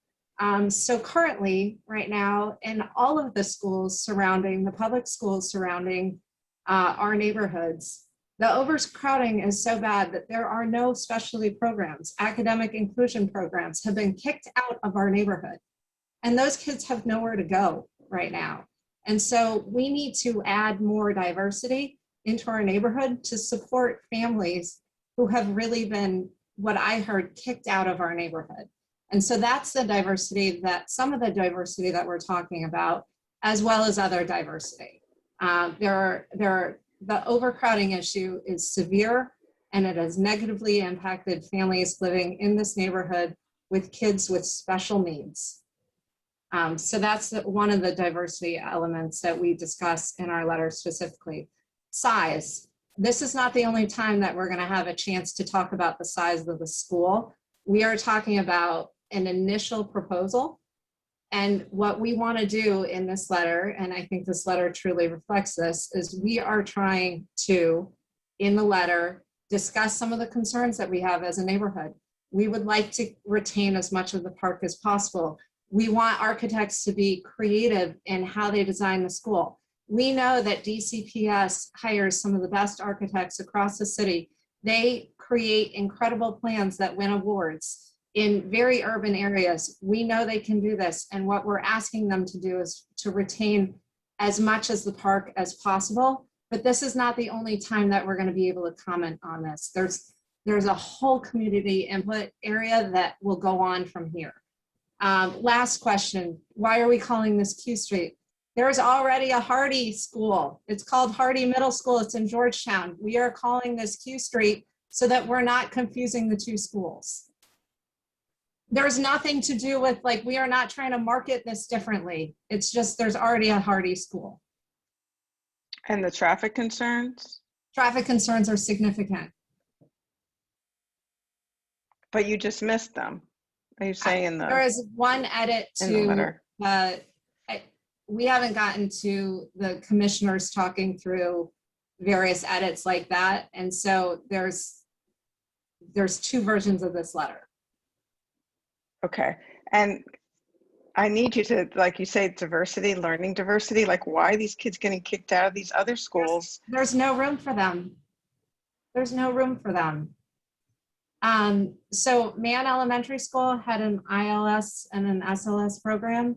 Those are gone because they're overcrowded. Ben, did you want to say something? No, I just, on the diversity point, please finish your thought. And then I'll Okay, and so those programs are gone from that school, and they're gone from the others across the city, on our side of the city where there's overcrowding, and the options for those students are very limited, including some families, their only option was to drive straight through the middle of our city over to other areas and put their child with special needs on a bus at 6 a.m. to get them to school on time. This is, and how are kids from other not parts how of we the should city be gonna, as a community. how are the kids from other parts of the school going to get, from other parts of the city going to get here? Yes. I'll just address 2 points. I think the last question about transportation, that it's a valid issue, and I think the response is that DCPS, since they do not provide bus transportation, is committed to ensuring that there is public transportation to new schools. And so that is going to be part of the conversation going forward. On diversity, the other point that I think is very important, if you don't have a child in DC public schools, you may not know how it works. It's very complicated. There's lotteries for some schools, there's not lotteries. It's all very complicated. If you are, every child has the right to go to their neighborhood school, which is one reason why we have overcrowding. Traditionally, DC also sets aside 10% of seats for out-of-boundary students to lottery in. Our area, this part of town, the schools are more desirable for children all across the city. That's true at Wilson at the high school level and down to the elementary school level. Unfortunately, one of the negative impacts of overcrowding is that can complicate the ability to meet that threshold. And if overcrowding is not dealt with, it becomes even more difficult given that the schools are oversubscribed from students who live in the community, let alone people who want to come in for that 10% set aside. So that's one reason why diversity, if you don't expand the schools, it can become harder for kids who want additional educational opportunities, don't want to go to their neighborhood school for whatever reason. They could try to lottery in to go to Mann or Key or Wilson, or they can try for the charter schools, etc. There are a lot of different options. It's very complicated. It's like going to med school to be a parent and a child in DC, but that is one of the negative impacts of overcrowding. And I'm going to not speak again until. Thanks, Ben. Does that help answer your question? It helps, but you have not still given me a reason to believe that the size of the school and the effect on the park would not be substantial. I mean, that is at the heart of like all of this. And it, nobody thinks that, well, once they start, then we're going to lose it. It's really hard to believe that. And as you know, it is our backyards for most of the people here don't have backyards on Lower MacArthur and in Foxhall. This is their only green space. They don't have yards. Trying to do our best to address that in the letter while still addressing the need to support DCPS's efforts to alleviate overcrowding issues. How about we just keep on, Jason, are you okay if we keep on? Sure. Comments? Sure. Okay, so we're gonna move on to Tracy Gabrielle. And I'm gonna go back to timing. Hello, commissioners. Thanks for the opportunity to speak. I'm Tracy Gabriel. I'm a DCPS parent of Key School and Hardy School students. I speak only for myself, so I'm not coming in representing an organization. But I will say a neighbor and I did reach out to 60 to 70 families of DCPS students to understand where they stood on all this, because we haven't talked that much about schools. And the upshot that we heard back from those who did respond to us is that many, actually most, want a walkable neighborhood elementary school, but most everyone doesn't really want to sacrifice any park resources for that.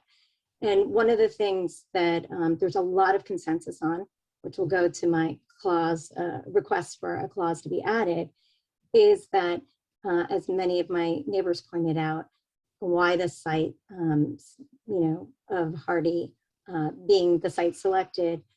So there's general consensus that most of the DCPS families that responded to us would like to see the district explore the feasibility of adding an additional site to the GDS, additional school to the GDS site. If you've walked the GDS campus, which I would hope that all of the commissioners have, the GDS campus is a suburban school campus. It is low scale, it is full of parking, and there's a lot of horizontal and vertical capacity at that site.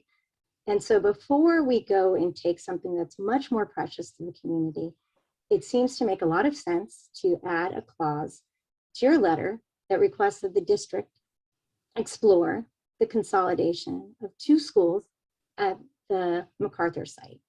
And I think that does mean that we would have to accept new development, buildings, and stuff at that site, but it is one that it could be accommodated with a middle school and an elementary school. And so I respectfully request that you add that clause. I also request that you not refer to it as the Q Street site or the Q Street school. Probably better to call it the Foxhall School and the Foxhall site, since that's what the district is using in their language. And then I would also request that you add language on mitigation of any lost park resources, since it seems very clear that's the direction that your letter is going, that there be mitigation, because even in DCPS's own site plan, we see a loss of the basketball courts, which mean a lot to our youth in the area. So I'd add all those, and I would also just say a lot of the amendments pour salt in the wounds. So I think being sensitive to that. If there's more that, I'm really sorry, just because we have so many people, if there's more that you'd like to add to perhaps the chat area, please go ahead. Thank you so much. All right, Paul, you're up next.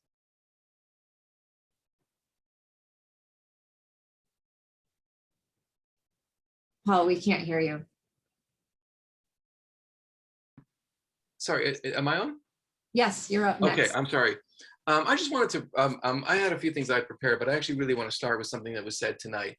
I'm reading here from the DC's ANC, of the DC government site. It says here, the ANC's main job is to be to be their neighborhood's official voice in advising district government and federal agencies on things that affect their neighborhood. This ANC has absolutely failed in that role. And it's even more shocking to find out that you don't even consider that to be your role.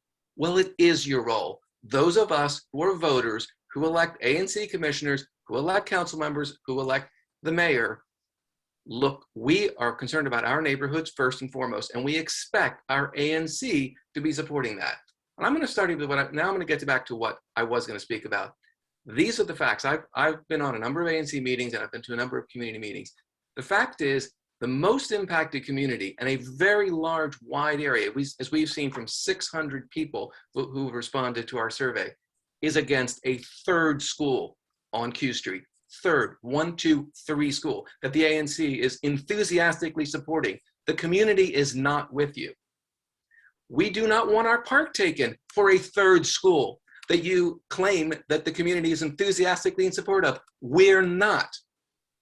The ANC is elected to represent the community. If I actually looked at what was going on from the outside, I would actually smell corruption, because that's how this feels. It feels like corruption. The ANC is opposed to a traffic study. That sounds like corruption. The ANC is opposed to an environmental impact study. That sounds like corruption. The ANC is opposed to opposing for additional sites. I'm just going to say, I don't believe the ANC is corrupt, but boy, do you look corrupt. All I can say is you do not look like you are honestly supporting this community. And I have to, if we have one more meeting with this like this, I will know you do not support this community. And it's shocking, absolutely shocking. Thank you very much. Thank you. All right, Janet, you're up next.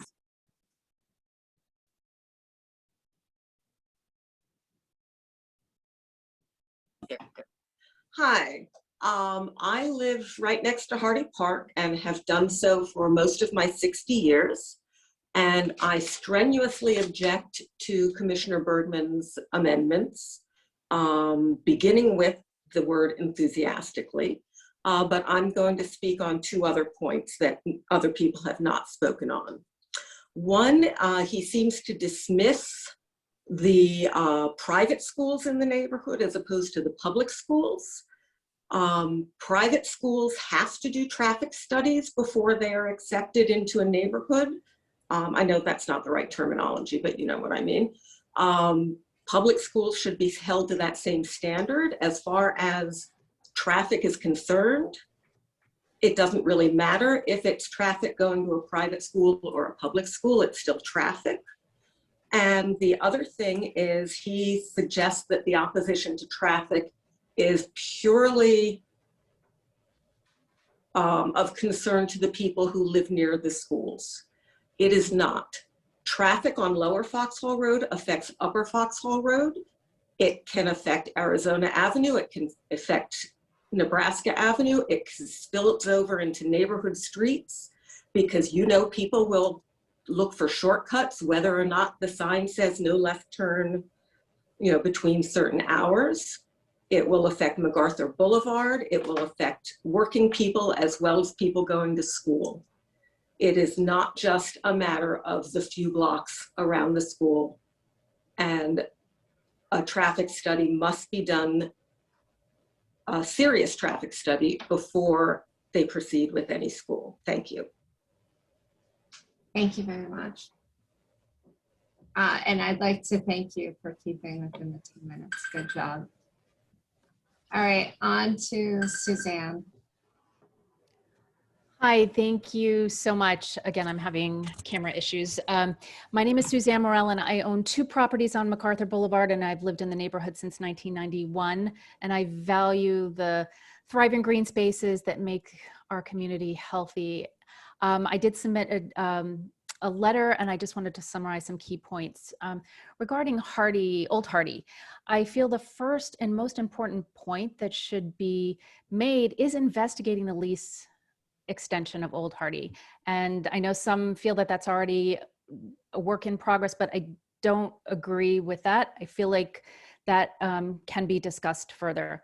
I'm also very concerned that this ANC and the city would go against its own policies to preserve and protect green spaces by even considering building over precious land that is a valuable asset to this community. Preserving and protecting this park and ecosystem is a valuable tool in combating climate change, which is so important to DC right now by reducing the impact of carbon emissions and because of the built environment around us. And if we're thinking about building additional space on to the MacArthur campus, we're gonna need that green space. There's also, regarding MacArthur, there's no doubt that the immediate neighbors would be affected by the larger student body enrollment. Plans need to be in place before any school is open to mitigate any negative impacts on the immediate area, including that traffic study.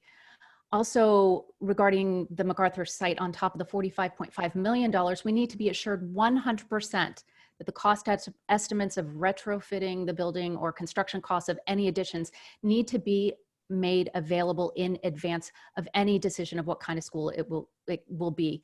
Until a financial study is done, we need to allow comparative acquisition and modification costs and be completely transparent with a cost analysis. Thank you. Thank you very much. All right, Bob Avery. Yes, I don't really want to prolong this, so let me just be very brief, and I know there are a lot of passions on this. A couple of things that came out that I really want to make it clear to everybody that came out of the working group meeting, I think it was last night. One is the planning group made an unequivocal statement that they're not going to build a 200-person school on this park. That is not their model. They don't do such schools.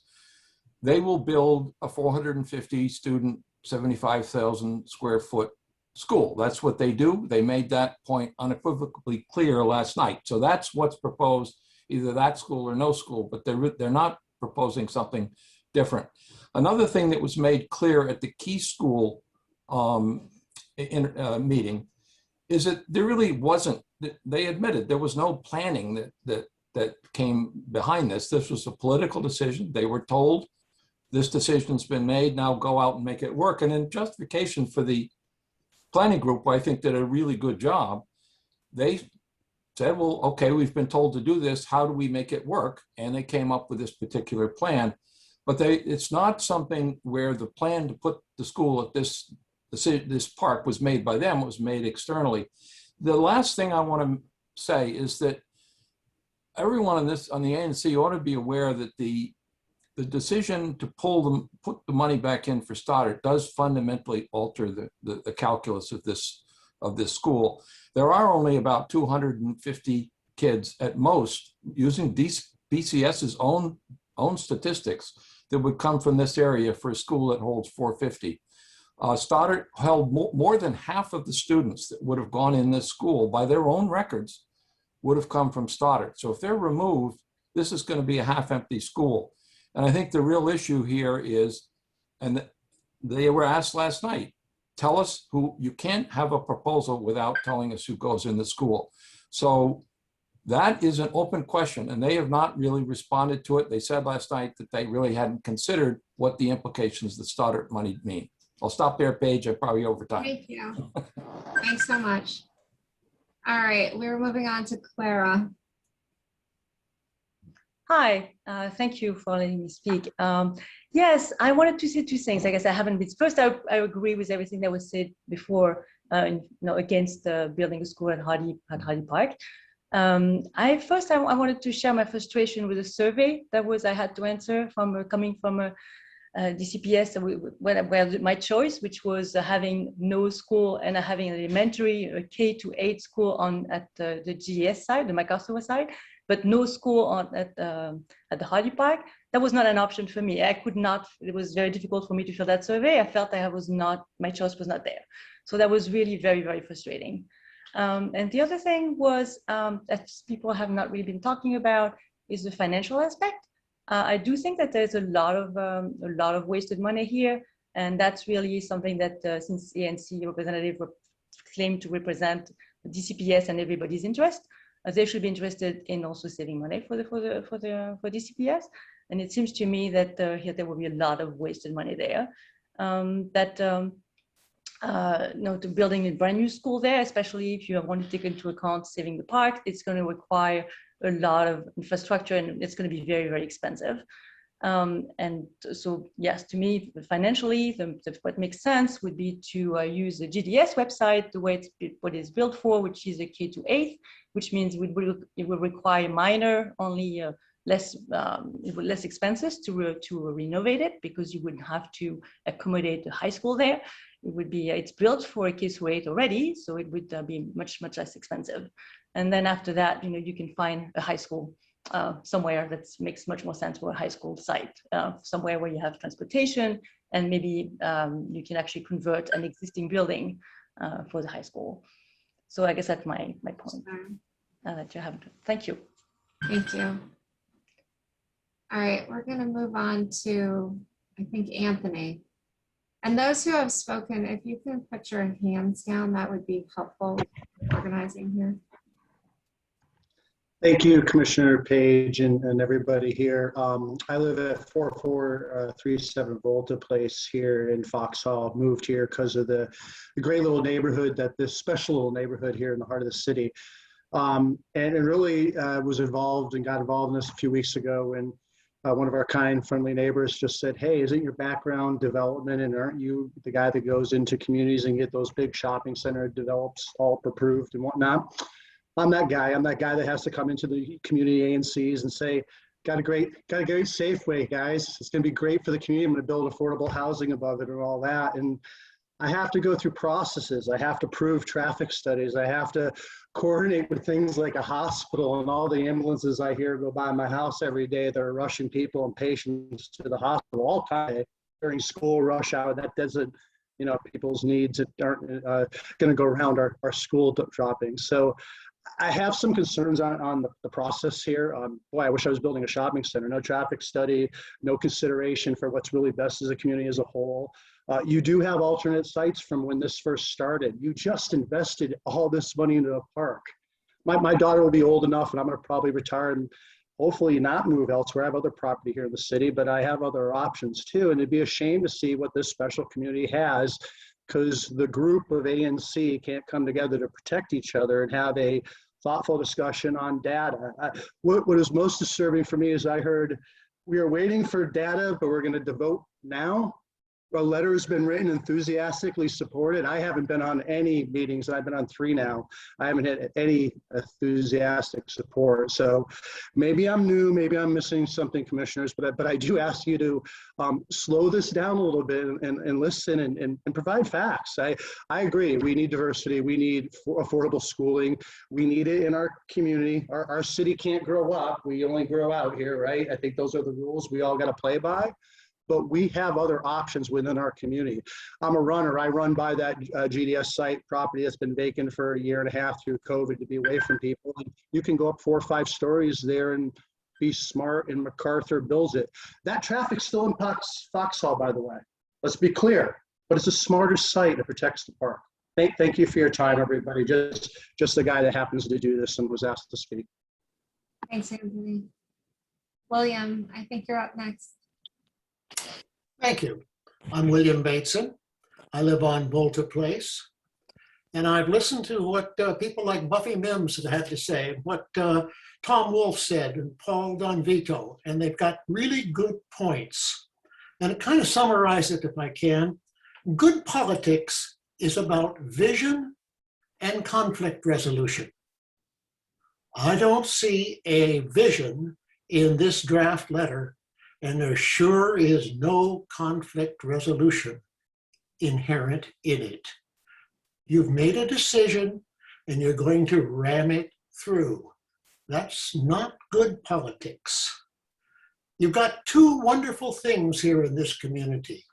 We have the Hardy Park and the GDS Center, which is kid ready for K through 8.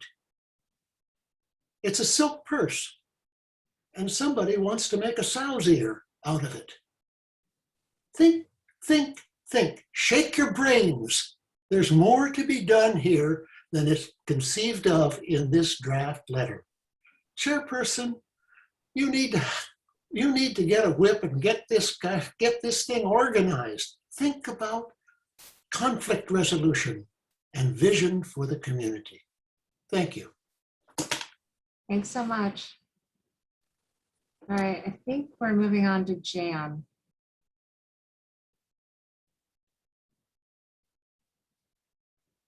Jan Smart. Myself. Yes, here I am. Thank you. Thank you. I'm hoping everybody can hear me.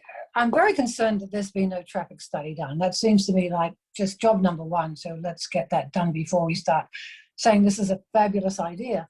And the second thought I've always had is that children learn outside of school as well as inside of schools. Children learn in parks, they learn playing in teams, they learn when they're in the great outdoors, they learn in nature. Why are we even thinking? I think somebody commented recently they look forward to walking their dogs in what might remain at the park. Well, you know what? We need a park for our kids to be learning, having fun, expressing themselves, getting outside of a school with computers and everything else. So, I mean, for heaven's sakes, let's think of where children learn and let's keep that park. Thank you. Thank you very much. All right. I think, are we on to Andrew Beath or are we on to, I know we did an Andrew, but I think that was just Andrew. Sure, I'll take that. So hi, I'm actually also resident of Foxhall Village. I've lived here with my family for about 3.5 years. I don't know if that makes my voice less important than those who've lived here longer. If so, please discount appropriately my opinion.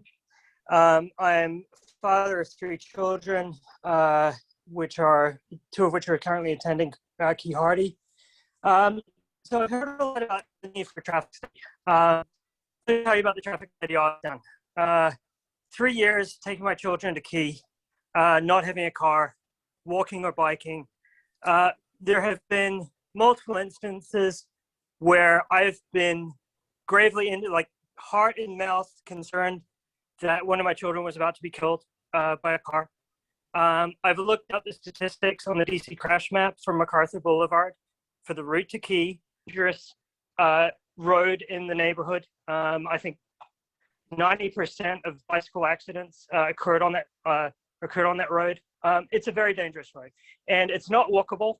Key Elementary, it's up to a 40-minute walk, and I mean, I understand people are worried about being stuck in traffic. I'm worried about my kids' lives getting to school along MacArthur Boulevard. We have a school in Foxhall. It is eminently safer for myself and every other DCPS family in this neighborhood to get their kids to school, and I would hope that that is at least a consideration. So, I hear about a lot about the need to preserve the park. I agree wholeheartedly. The effects on the park should be minimized, but that's what the resolution asks for. And yet we hear this wave of opposition. We hear the accusations of corruption, but the resolution is asking the city to minimize encroachment of the park. I just don't get where this opposition is coming from. And that brings me to my last point, which is a couple of years ago, the FCCA reached out to the mayor and asked them to essentially extend the lease for lab school, to keep that building. There was a campaign which was asking the city to turn that building back to DCPS, so it could have been the Foxhole Elementary. FCCA and the Foxhole ANC representative opposed that campaign. Okay, they sought a historic designation for the building. I'm so sorry, you're on 2 minutes. Can I just finish? Okay, the conclusion that I draw from this, from the opposition, this great opposition that I now see to a public school in this neighborhood, is that families like mine, public school families, are not welcome in this neighborhood. Private families are, public school families are not. And I'm starting to really think about the wisdom of moving to this neighborhood in the first place. It really is that depressing and that frustrating. I'm sorry. Thank you for letting me go. I appreciate it. Thank you. We have someone with just initials L and B, and I don't know who that is. Thank you. I apologize. This is Leo Blythe. Hello, everyone. I've been in the neighborhood for 7 years, during which time I've organized about 4 years of Halloween parties for the Foxhole Village, and the same of the Spring Fling, where we tidy up the park, we revitalize the park, and we have a party in the park. I'm here as the chair of Hardy. Behind me, you can see the Hardy renovations, as we know. I'm not going to go into details about that. I'm afraid it's been half an hour I've been standing here waiting for this opportunity, and the light has passed. What I'd like to see, if you could focus on, is in the background there, I'd like to draw your attention to the white areas, which are the hardcore for the new park. I'm standing about 15 feet from the fence inside the current private school grounds. And I want to draw your attention to two things. One is the accusations that we, who oppose the construction of a school that could destroy the park with no evidence of a better location being identified. That is our essential problem. There was no alternative. It's a false argument saying we're against a school when the only school that's been proposed happens to be on a park because of the lack of planning, as my colleagues have said. The point is, what you have planned is you proposed a long, thin school. That school only goes just about 30 feet into the park is what you proposed. I'm standing here. You can see my finger. That's about the extent of what you propose with the new school. That just covers the new walkway, and it takes away about, my measurement's off, about 10 feet of the current football pitch.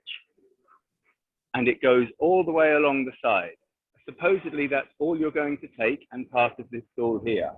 Our point is that this is not realistic. Anyone who has walked here can see that the proposal for the new school is factually not realistic. And that is what we are asking. We are not asking, we are trying to be a voice that points this out. We're asking, why are you suggesting this? And if it is not disingenuous, if there is not something going on here which is more than seems. So this is not practical. If you were here, you could see there is no way that a school will be here half on this grounds and there. This is half a stone's throw away is the proposed width of this new school. Thank you very much. Thank you. And my second point, as you've let others continue, is there is a supposed community representation being proposed here by ANC. Will you please provide any one piece of evidence of any community member that has voted in favor of this? The only evidence we have seen is on the Foxhole meeting where 102 people opposed, 15 said they were for it, of which that 15 were for a small school. And the other is our small petition, which has currently only reached 600 people because we haven't pushed it further. Where are the people who want this to happen? We have not seen them. Do they exist? Is this purely politically expedient? Forgive me for overrunning. Thank you. Thank you so much. Trisha, I think you are up next. So I would like to let everyone know here that I was part of the community working group. And so I'm going to try and be quick. I do not think that people here understand the problem with overcrowding in the public school systems in our ward.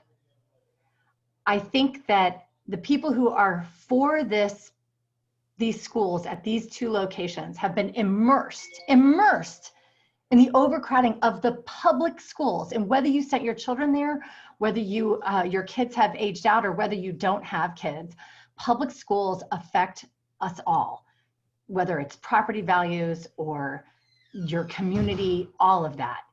And we've been working so hard, and we've been advocating for a school at this property for years. So to say the city wasn't looking at another property, we've been asking for a school here. There's a DC public school at that site. And I do recall, us advocating for the lab school not to be here. But I want to address one thing, because at the community working group, we specifically asked them about traffic, about studies, about the number of kids who are going to end up at the school, and they addressed it all. I specifically asked them, why don't we do a pre-K through 8 at the MacArthur site? I asked it last night, and this is what they told us. The number of kids that they can get from doing 2 separate schools is what they need to do. And that number of kids, 1,200 to 1,300 to 1,400 kids over time, will not fit on that MacArthur site. And the city is not willing to put in all this money to build these schools to not have the most impact. And when people ask, are there other sites in the city that they're looking at for schools? Believe me, we are hammering that home at every CWG meeting that we can, because these are not the only schools that need to be built in Ward 3. They need 2 more schools. They need 2 elementary schools, a middle school, and a high school. This is in accordance with their own data. I put in the chat earlier, and I'll put it in again if you want to look through their slides to see what they are projecting. And we're not just looking about, at schools for the next year and the next 5 years or the next 10 years. This is our chance to build something for the next 40 or 50 years. Thank you, Tricia. Thank you. I think we're on to Ream City. Yes, thank you. I think I've made a lot of the comments of the people who live on Foxhall, some of whom, including myself, share a property line with the field. I think I've made my comments clear in the chat, and I hope that goes into the record. 2 quick points before I get cut off. I think it's absolutely disappointing to hear people like Elizabeth, nothing personal, we don't know one another here, to hear someone say that we do not, as the ANC, represent the residents. If your position is that you represent the city as a whole, obviously that necessarily means that you represent the residents. Your main job, Ben and JP and the rest of the ANC, is to bring little homeowners like us closer to the government. To see Ben's amendments that we are enthusiastically in support of this is, as Buffy said, a complete misrepresentation. And I also just want to point out that everyone is debating this school that has been indicated by essentially a yellow circle on a plan. Has anyone, to Leo's point, actually gone out into the field and looked at the field and made sure it was drawn to scale? It's not. It doesn't take an architect to see that the space is just physically too small to house a 75,000 square foot school. I look at it every day. I am here at 6 a.m. on the field. My house backs up to the field, watching these construction workers work. We have weekly calls with them as a community, and they have explained to us why it would not match to some extent, because they have to walk us through the construction work that's happening right now because it implicates drainage issues and all this stuff. So trust and hear me when I say that the yellow circle, or this number that's been thrown around, who knows if it's correct, of 75,000 square feet, it's just not accurate. That is my only point. And yes, I'm going to be passionate on this call because someone has to. Thank you. I think we're moving on to Tricia Huntley. There. Thanks for letting me speak a little bit. So I live on 45th Street. So I am 1 street over from Foxhall, and then my street dead ends into Hardy Park. And I have a very familiar relationship every day with not only being at the park, but how our neighborhood gets affected by the traffic. And I just want to make the point that it's not someone like me who's bringing up the issue because I find it inconvenient or stressful or some other sort of superficial reason. It is very unsafe when you have lots and lots and lots of cars zooming in and out of our neighborhood, dropping kids off at school. That's my first thing I think about is the safety issue. Yes, I don't like congestion, but it's really that this has become a thoroughfare for so many schools and we're going to be adding one. It's just not safe. And in terms of, I'm a designer and I work in AutoCAD every day, so I'll be happy to draw this up on the plan if anyone wants to know what the scale is. But the idea of, you know, it's not that it's a Hippocratic oath, but really the idea of first do no harm. I don't understand why we would invest all this money in a park and then think it's reasonable to go in and build something and waste all that money and not think about the effect it has on the neighborhood and the traffic. So again, just coming at it is not from an emotional point of view or an inconvenient point of view. It's just not realistic and it's just not smart decision making. So thanks. Thank you. Moving on to WCV.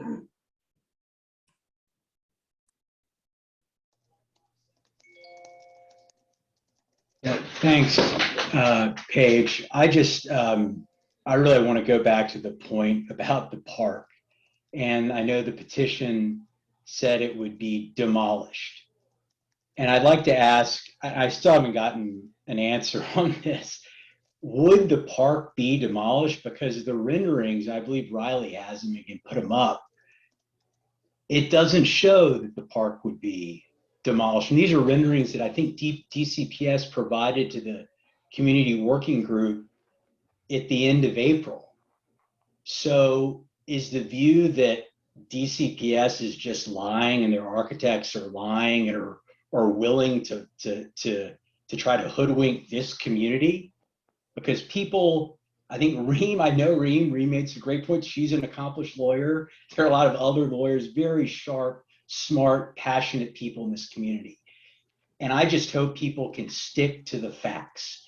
If there are concerns about the park, the size, the scaling, those are concerns. Let's not tell everyone in the community the park is going to be demolished, because that's not the case at all. And I just don't understand why we can't speak to the facts. And when I raise the facts or others raise these questions, people get furious and deflect. And it's just really unfortunate. I appreciate the arguments. And I know this project really personally impacts a lot of neighbors and the traffic issues are real. But to say the park's going to be demolished, just make that statement to drum up support for a petition, it's embarrassing. And that's all I got to say. Thank you. Next, I think, is Kara.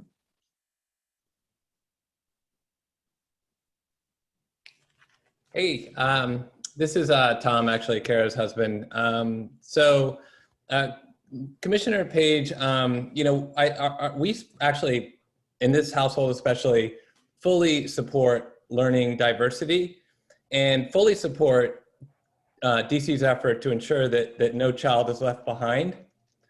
I do question, however, a statement that you made earlier that special needs students are being kicked out of schools due to overcrowding. We have a federal law called IDEA that ensures full inclusion for all children across this country. So are you saying then that DC is currently violating a federal law and is not complying with IDEA? I just question that because it was used as justification for why there's overcrowding and for why we need to address that issue. So I just want to make sure that that is addressed. I will speak very clearly to that specific statement. So schools across Ward 3, specifically in our area of the city, had these programs for inclusion for kids with the greatest needs. And because the schools were not built correctly to the size that was needed, ultimately, as overcrowding came in, those programs left those schools. And so children like my neighbor who commented today, and all of the ANC commissioners saw that, those children, their options were to be bused on buses, which DCPS provides, over to schools which are less crowded outside of Ward 3 for those services. And so many of those families have gone the private route instead. Okay, but to make the statement, I just want to be clear, to make the statement that children are being kicked out of schools, I think is not This quite is what accurate. these parents, I am making a quote, that is a quote from a parent who said, not only kicked, but forced out of her school. Okay. Well, then, Forced out of their school. It seems to me like that is a federal law being broken by the district, and that is the issue that should be addressed. There's a bigger issue than to be addressed by the District of Columbia, I would think. So the district is providing options, just not within their community because of overcrowding. And so what the district is trying to do right now is ensure that we can address the overcrowding to be able to provide options for all students with all needs. Okay. And as needed under federal law. Fully support that. I just, I agree with all the other points you're made because we do live near the park and want to save Hardy Park, but I just want to make sure that any justification that is used about this issue is going to be accurate first and foremost, and transparent. So that's all that we ask. Thank you very much. Yeah, the comments that I've made are accurate, and I am being transparent. And you can talk to families with kids with special needs, and the issue is serious. Yeah, well, and we agree with that wholeheartedly. Support that there's a serious issue. I appreciate it needs that. to be addressed. How it's addressed, I think, maybe needs to be a little bit more transparent. And the location, I think, needs to be reconsidered. So Thank you. That's our point. Thank you. Thank you very much. Next person is former Commissioner Kravitz. Thank you. I'll end with a caveat. I'll begin with the data. I'm going to address Mr. Wolf and Mr. Avery's comments and try and explain where they went wrong. And I'm going to say for every number I provide, a citation is available. I'm happy to provide it at will. So the first thing is the data are there. The community working group has the data. The ANC has and understands the data. And you guys all know this because Mr. Avery and Mr. Wolf used data in making their arguments that you applauded. So they have the data too. Let's talk about the data. So the first thing, and the mistake that's fundamental to their premise, their analysis, is that we're targeting 80% utilization. DC refers to 80% utilization of a school's capacity as a, quote, reasonable match between capacity and enrollment. They refer to 80% capacity as, quote, are considered to be in balance. So keep in mind, we're looking for 80% of capacity. The reason why we're doing that can be illustrated through a simple example. This is a real one. It's from Lafayette Elementary School up in Chevy Chase. Enrollment at Lafayette was 697 kids in 2014. The building was expanded in 2016 to accommodate 805 students. In 2017 and 2018, Lafayette Elementary School had to create 4 additional classrooms by walling off common space. By 2019, enrollment at Lafayette had already increased to 940 students, and it's projected to reach 1,211 already by 2028. Let's drill down to Mann and Key. In 2006, Key had 284 students. Mann had 249. Today, Key has 382. Mann has 426. And we all know there hasn't been a rash of building in our communities. By 2028, Mann and Key are expected to have 969 students between them. Their buildings together have a capacity of 810. 80% of 810 is 648. What that means is that there are 321 students from Mann and Key alone ready to move into Foxhall ES as of 2028. Now we add in 10% set aside, and you're looking at a 460 person school, fully staffed, fully serviced right there. Right. Wilson, so I'll at least, go ahead. Well, everyone else has gotten a little more time. You can have 15 more seconds. That's fine. So Wilson High School, same numbers basically apply. I'll have them all. Why a middle school doesn't work? We need to solve Deal Middle School. So we need to have a new middle school located somewhere proximate to Deal that takes kids out of Deal and sends them to the new middle school. GDS doesn't do that. What it does do is a high school, and it allows Hardy to go there. Thank you. All right, Mrs. Holland. Hi. Hi, everybody, again. I want to make something very clear here. We're not against in Foxhall helping Chairman, with Madam Chairman, I apologize to the speaker. I would ask that you get your time returned to you. There are comments that are way off the mark in the comments section. I'd ask neighbors to use respectful language. Thank you, and I apologize, Ms. Holland. I didn't mean to interrupt you. Okay, so I want to be clear with everybody here. We all want to do good for our children. That's not at stake here. We all want to help with overcrowding. I've been talking to commissioners outside of this area, to ANC commissioners, and I'm hearing overwhelmingly something very odd. They're saying, we never expected to have a school built on Foxhall. The going in plan was that Hardy would turn into a public school, and then we had the purchase of Georgetown Day School. So if there's a school built, if the Foxhall School is built, that's then 3 DCPS properties within 350 yards at the furthest.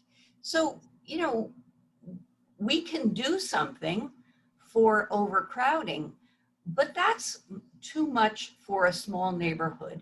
And I think the quote unquote pain really has to be spread a little more. I think there have to be alternatives.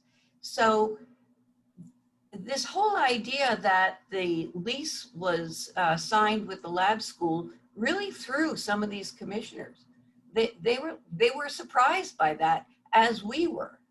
So I just want to make clear to everyone, we're not against helping DCPS solve its overcrowding. We can do some of that, and we can certainly do it, and we welcome the Georgetown Day School. But I think if this was in your backyard, you might feel differently. Plus, I am hearing, and I have another meeting with another commissioner tomorrow. There is a little, I agree with Paul, there's something a little kind of fishy about this. And I don't know that you all know about it, and I'm not blaming you, but it sounds like a deal and not good decisions. So I leave you with that. We support our schools, we support helping, but I think it's just a bit, not a bit, it's an overburden to a neighborhood that needs a park, and within 2 blocks of Ward 3, of which we are very small, a very tiny part of Ward 3. Thank you very much. That's all. Thank you. Thanks. All right, we're on to Taylor. And I think we've got 1, 2, 3, 4, 5 hands up. These will be the last hands unless, Jason, you would like to hear from more people. Hi guys, this is actually Gray Callahan. I'm on my husband's computer, but we live on Foxhall. Our house backs up to the park, and we've been on a lot of these calls and we've listened because we wanted to reserve judgment. We love parks and we also love public schools. We moved here because of Hardy Park, and one of the things that we negotiated was an easement to access Hardy Park from our house. But we also plan on sending our kids to our neighborhood public school and would welcome walking to a public school. But we don't think that we should have to choose between public parks and public schools. One of the things that makes DC great is that we have both. And I don't accept the proposition that the only option is taking up a brand new renovated park with a school. And I understand that people say the renderings wouldn't encroach on the park, but if you walk out to the park, there physically is not room to have another school and not be on top of the park unless you're going to tear down the lab school. There's just not enough room there. And there's not enough room for a school of a size that any of us would want to send our children to. So it's not that we think that there's some kind of conspiracy going on with the renderings. It's just a physical impossibility to have a school there and not encroach on the park. There's a lot of disagreement on these calls, but there's one thing I think we can all agree on. None of us would use our own money to renovate our property and then build over it again. And anyone who's involved in governance and that happens on their watch should be embarrassed. It's really wasteful and it's a total waste of taxpayer money. That's it. Thank you very much. We're on to, I think, Syria Lopez. Yes, thank you. Thank you very much. I've been a resident of the area since 1995. I live on Q Lane, and I applaud many of the points that other speakers have made. They've been excellent points. I just want to add a few of my own.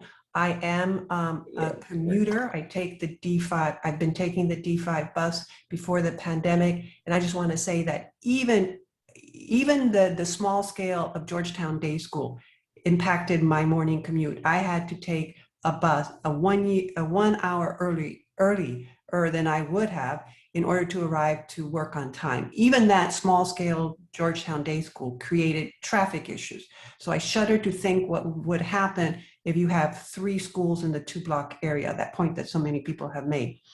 The other thing, we're told that the city is looking for more properties because they need more schools. And I just throw this out, my information is limited, but I wonder about Thaddeus Stevens School downtown. Why didn't they convert that into a thriving school? Or I understand that the Museum of the Word, that used to be a former school building, beautiful building, why wasn't that utilized for some of this spillover? I don't know, maybe there are reasons that I'm unaware, but it makes me wonder if that there may be other such properties out there, potential properties that the city, for whatever reason, decided to turn into some other use. So it makes me wonder about if there's such a pressing need, then why weren't these other options? Why weren't these other options realized for schools? But really, my major point I'd like to make is, in talking with my neighbors about this issue, I've heard the remark that it's going to happen anyway, no matter how many objections, no matter how many well-founded arguments, they're determined to do this and they're going to do it. And that's very depressing and very discouraging, that there is a sense among the residents in this area that no matter how much we protest and no matter what arguments, very good arguments we may mount against this move, it's going to happen no matter what. And like I said, that's discouraging and that's depressing. Thank you. Thank you. All right, we're on to Julie Shusher. I'm sorry. Yeah, this is Scott. I'm Julie's husband. So I saw the plans recently for the proposed new school on Hardy Park.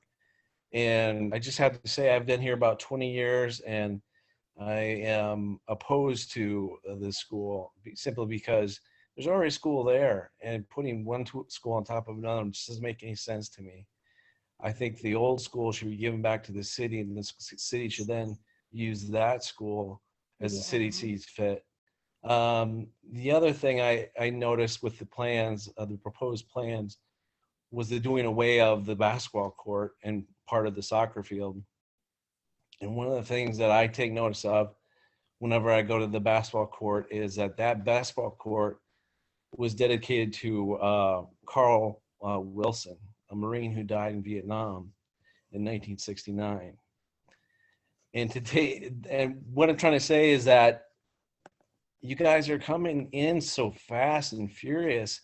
You're just willing to wipe away history at the drop of a hat. And this, basketball court means a lot to my family. I take the kids over there and we've been playing over there. He's a resident that died. And he's a resident who grew up on that court, played on that court, died fighting for our country. And we're willing to just throw it away just at the drop of a hat. And once this park is on, I come from a land where we have farms and people take the farmland and they build on it.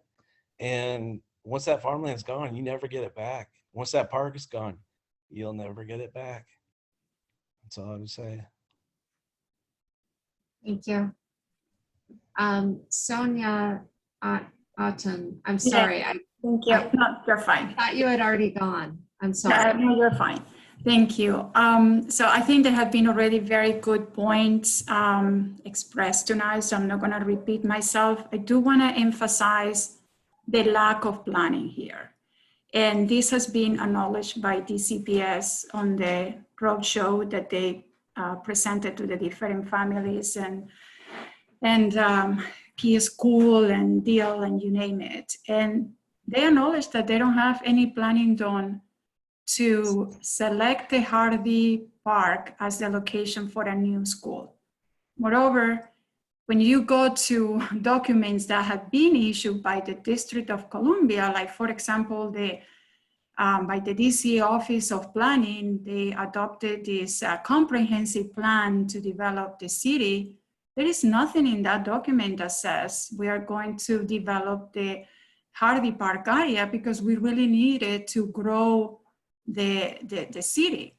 When you look into the Wilson High School feeder parent community working group that everybody has been mentioning tonight, but we go to the report that was issued in February 2019, nowhere in that report it is said that a school needs to be put or built in a green area, in Hardy Park, or any park for the matter, because let's be honest, if tonight this would be about building a school in Palisades Park, on Torrey Park, or any other park in the city, I would still be attending these meetings to say that that's not a smart decision. To put schools, houses on our scarce green areas is definitely not the way to go.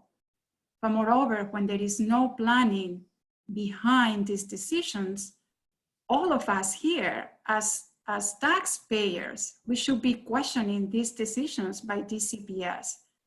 If this is a political decision to put the school in the park, then with a more reason, we should be questioning why is this being done this way. That's all I wanted to say. Thank you. Thank you. Nick, you're up next. Thank you. So I'm Nick Keenan, and I have been working on school issues for a long time. I was on the local school advisory team at Key Elementary School in 2011 when they first added trailers. And I was also on the LSAT in 2013 when the Old Hardy lease first came up. I opposed it for 8 years, and finally this year was not successful. I want to talk about some of the background of this and sort of amplify some of the things that Troy said earlier as well. In 2018, 2019, there was a crowding working group that met to deal with school crowding west of Rock Creek Park.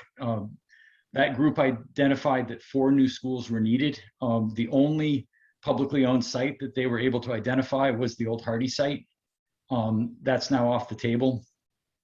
One of the things about DCPS is that it is a neighborhood school system, and schools need to be located in the neighborhoods that they serve.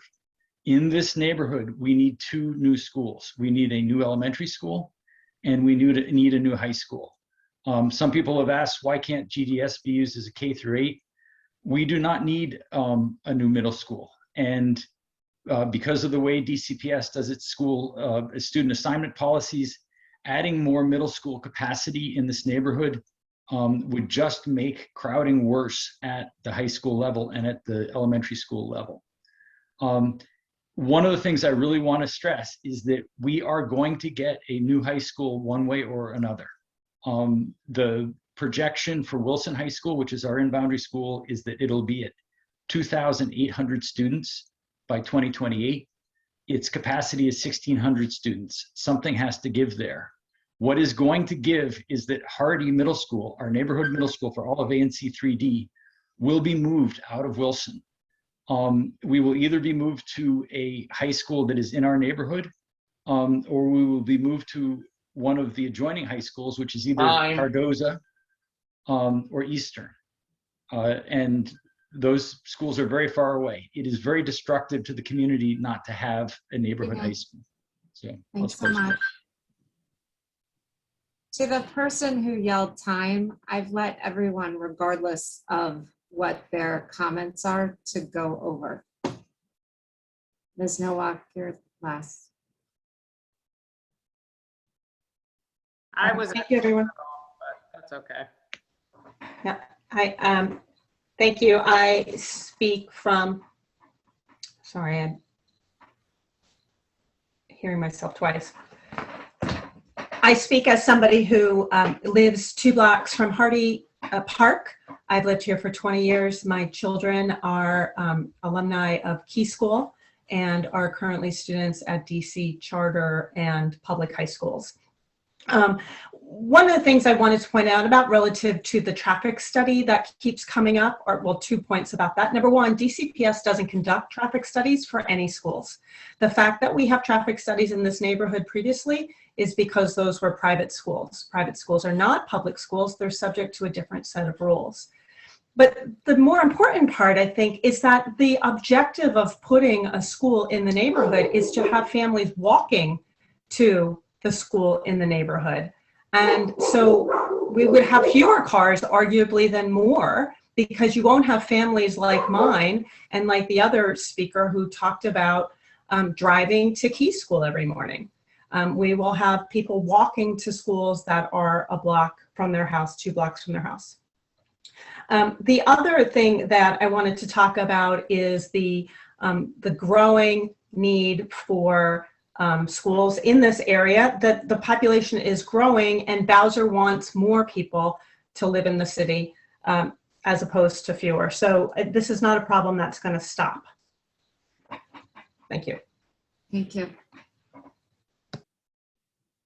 All right. I want to thank everyone for their comments. And with that, Jason, I'm going to turn it back to you. Sure, I know we are running late. I appreciate all of the comments. My only regret is not reading excerpts from my letter at the beginning of our discussion, simply because so many of the requests are literally outlined word for word in the document. In other words, we have collectively attempted to give you a voice in our letter from the ANC to address your concerns. I'm now going to read just a couple of them because I can't help myself. It was laborious writing this letter to reflect those views. And I quote from the letter that we are about to vote on. In order to allow for a fact-based community consultation, we strongly request that the city expedite the public release of credible design renderings of the new school that illustrate how, if at all, the new school will affect the enjoyment of recreation activities at Hardy Park. We thank the city for its recent investment at Hardy Park and express concern that a proposed school at Q Street site, if not planned carefully, could render some of that investment worthless.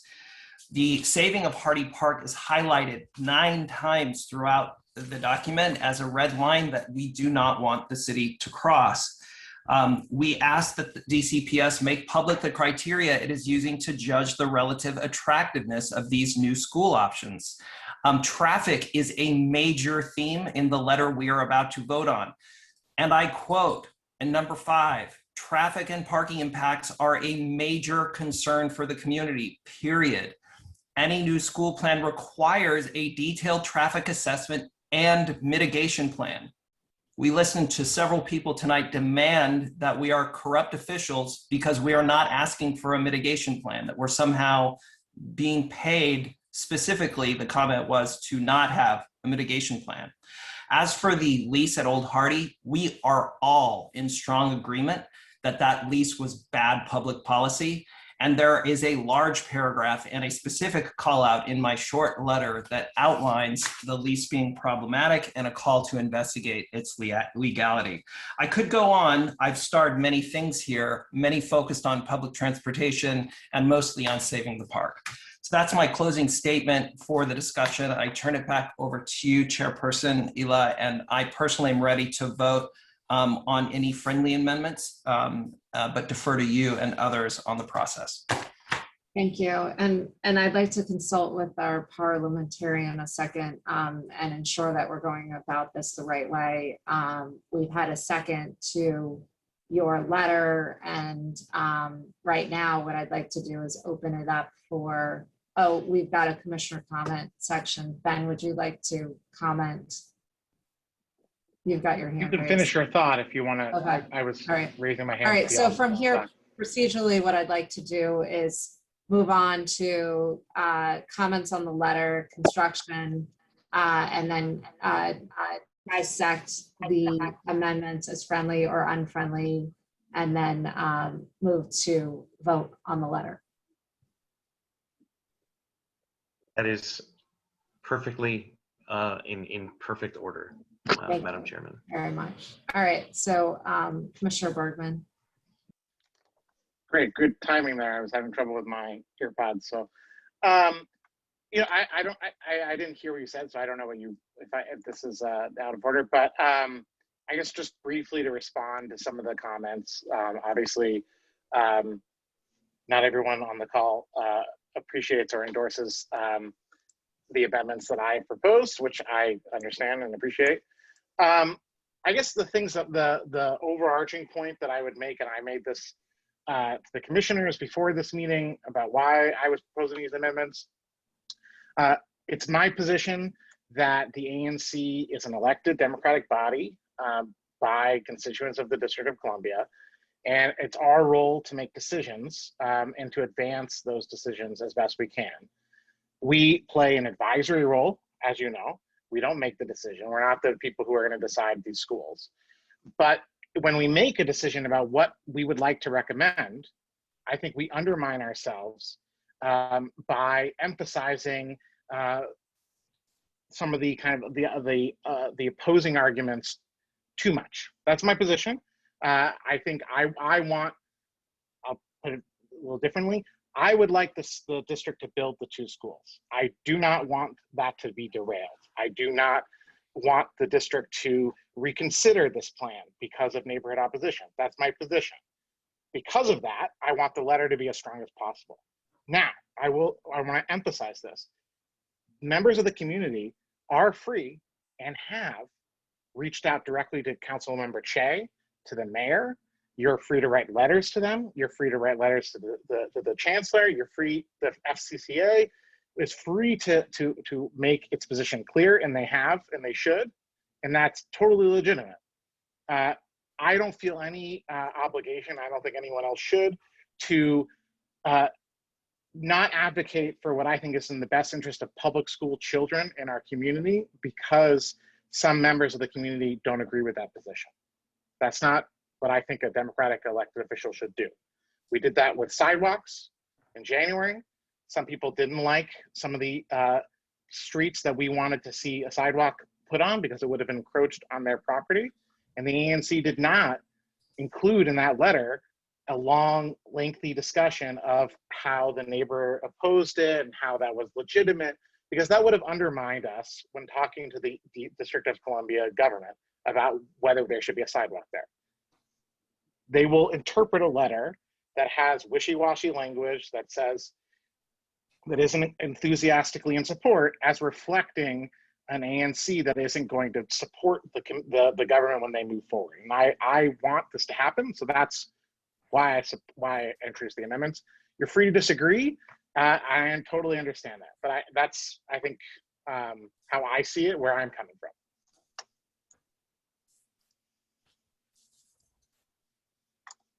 And I will say, just remember this, when we can, I guess, maybe speak more when we walk through individual amendments, because I think maybe we should decide what's friendly and then we can decide what's not friendly, and we can talk more about it, because I don't think it makes sense for me to talk about why individual amendments are good or not in absence of that. Perfect. Jason, shall we run through each amendment? And commissioners, I asked at the beginning, now that folks have had a chance to listen to community comments, are there additional revisions to Jason's letter that you would like to include and provide as friendly or unfriendly amendments at this point?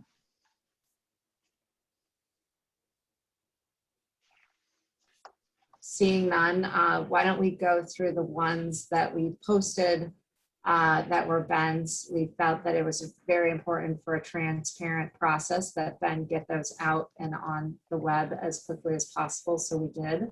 And Riley's going to get those up. Thank you, Riley, so that we can work through them. So Ben, do you want to present these one by one again?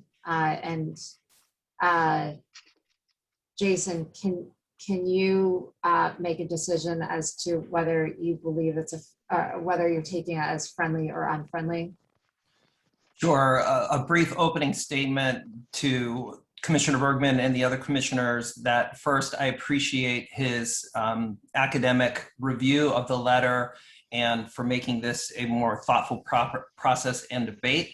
I also agree with Commissioner Bergman's approach to generally change or upgrade the tone of the letter to be positive. And I think that was the spirit in which he undertook his edits. So I agree with that approach, and I appreciate very much his personal effort to do so. Working through the amendments, however, Amendment 1 I do not consider as a friendly amendment, and I would not accept it. I think we heard from the community that the word enthusiastically simply doesn't add much to the spirit of the letter, but only exacerbates the debate. On amendment number 2 regarding traffic concerns, I also consider that unfriendly. I think that traffic was clearly one of the things that I heard, having led last month's ANC meeting and the community discussion. On Amendment 3, rejection of too many schools argument. In that first paragraph, he says, we also reject the notion pushed by some that has too many schools is saying too public schools. The fact are multiple private schools, ANC does not and should not ever be used to block much needed investment in public education. That would be a friendly amendment in my view. I apologize for reading these out loud, but for people that are calling in that might not see this, I think it is important. Amendment 4 emphasized the need for public transit infrastructure. I view this as friendly. He has done nothing more than help highlight for the community that public transit infrastructure improvements are important. I want to give a one-sentence shout out to the bike lane community and trail community, mixed-use trail community. As Chairperson Ila pointed out, we'll deal with that next month, but it is included in this letter for the ANC support. Amendment 5, language regarding traffic concerns, traffic and parking impacts, major concern for the community was deleted to be replaced with, we expect DCPS to consider traffic and parking impacts when development of sites and to adopt. I don't think we should leave it to an expectation. I understand it's simply a change in tone. I do think we need to state that it's a major concern and that we require a traffic assessment and mitigation plan. That was word for word asked for by the community tonight and on previous calls. And then Amendment 6, language to qualify ANC support, amplifying community input. There's a request to delete the support for new schools. We believe the city should have consulted the community and delete decisions already made with the community by the CWG. And then perhaps Ben, you could talk through this particular amendment number 6. Sure. So the first part of it, the first deletion is because I just think it's not true that the community wasn't broadly consulted for many years about how to approach school overcrowding. No one would dispute that all of these stars aligned very quickly, but I think it implies that this came out of absolutely nowhere, and that's just not true. I think the second deletion, I think that I think the community working group has done a very good job of listening, and it represents a wide swath of interested parties. I just don't want to sort of undermine or project that we don't have confidence in them. And I think that the last the next one, just trying to look at what was actually deleted here.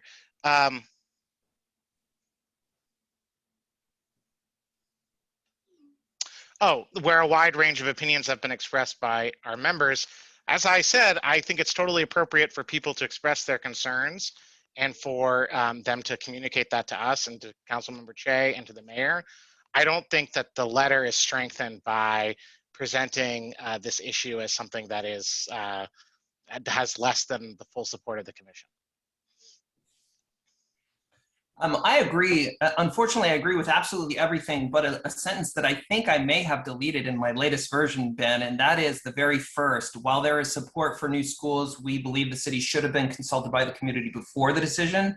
I've been educated on that and agree with you that that is not, in fact, untrue. That, in fact, the community was informed, and many have made very clear that we've been asking for a school at this site for some time. Of course, that conflicts with renewal of the lab lease, which is why the language is there. So I would wholly agree with all of these, but the line 1 has already been deleted. Okay. So make of that what you will. Sorry, that's a little confusing, but friendly.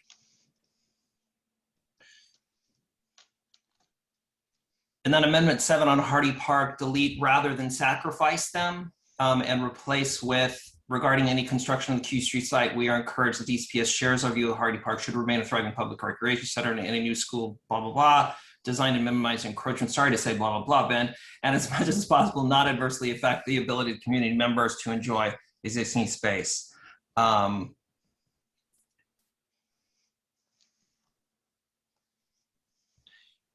You are asking that we delete the express concern proposed, if not planned carefully, could render some of the investment as worthless. I understand this is a tonal change, but I think it is important that we express our concern that the recent renovations that are about to be completed 2 blocks from my house, and I personally look forward to using that dog park and it not being torn up and the money not being wasted. So that's unfriendly. I would like to keep that language in there. I think we need to make sure that our new renovation is not part of the plan. And Amendment 8, lab school. Finally, we continue our decision to renew lab school lease. My question for you, Ben, is with this deletion, is there still language? Let me pull out my letter. I assume there is still language on the lab school lease, and critically important, with the most recent lab school lease extension, there is a clause that allows a requisition of 12 to 20,000 square feet, which is the most important part. So I consider this a friendly amendment, and I would adopt it. Yeah, that's correct. The letter, as I edited it, still references the fact that the lease allows us to DCPS to reclaim land. And again, I think that's a helpful change in tone for the letter without sacrificing the real ask, which is the square footage of the lease to be used for the site to minimize the footprint in a Hardy Park. And then finally, Amendment 9, the man lease clause. If you want to sorry, not man, the lab lease clause. Sorry, I was a man parent who had a brain issue there. Understood. I am friendly with replacing the word implore with encourage. I regretted using the word implore after I submitted it. Amendment 10, change the city to district. That's friendly. Chairperson Ela, I think there are some of the unfriendly amendments that I would like to potentially withdraw. Okay. I do not want to withdraw Amendment 1. I think we should vote on it. I feel that also about Amendment 2. I'll withdraw Amendment 5. I think that changes. That's fine. And then I'm going to reserve on this one. Maybe we can discuss it. you know, I think that it's really a change in tone. So it's not substantively changed, but I'd be interested to, if there's support on the commission to pass the amendment, I won't withdraw it, but I'm open to withdrawing that amendment. All right, thank you. From here, so I did see some comments in the chat around questions on what exactly friendly and unfriendly means. We are going through possible amendments to Jason's letter, and he is determining what is friendly. That means he's going to adopt it and put it in the letter versus what is unfriendly, which means the commission needs to vote on it. So from here, I want to make sure that there are no more comments from commissioners before we go on to vote on 1, 2, and 7. All right, we're going to move to voting on number 1. Riley, we'll need to do the, Sorry, go ahead, I apologize. Commissioner Bergman, would you make a motion to be seconded on your, we'll deal with them one by one. So amendment 1. I move to pass amendment 1 to the letter. Second. And now we can And I call the question. 3D01. Mr. Chairman, we need a, Madam Chairman, we need a vote on calling the question. I have comments I would like to make, and we need to have an affirmative vote to call the question. We need a vote to call the question amendment number 1. No, there is no motion to call the question. But Chuck, you can be recognized to make your comments, obviously. Madam Chairman, may I make a comment? Yes, please. This is a general comment with regard to all of these amendments. I think it is important that our letter reflects some of the concerns that have been raised by our constituents. I do not agree with the thought that we need to have a letter that is so enthusiastic that it does not reflect the fact that this is a complicated issue, and that we are not so enthusiastic about these schools that we don't recognize that there are traffic issues, that there are other issues, particularly with regard to protecting this park. And I think it's important that we have a nuanced letter here that shows that this is not just an open and shut case. And so I think, in respect to our constituents who have expressed these concerns, I think we need to communicate them to the city government. So I just want to make that general comment, and my votes will be accordingly. Thank you, Commissioner Elkins. So with that second, Riley, can you take the vote on amendment number 1? 3D01. Commissioner Elkins. You're muted, Chuck.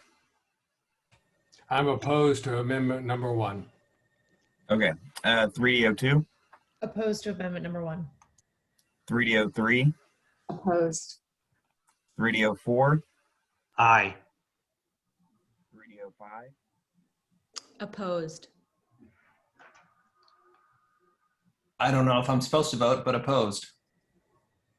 Still vote. Yeah.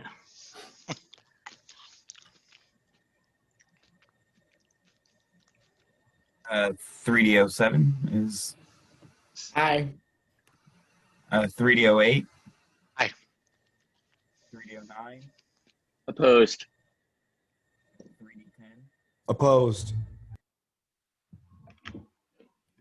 All right, thank you. So Motion fails.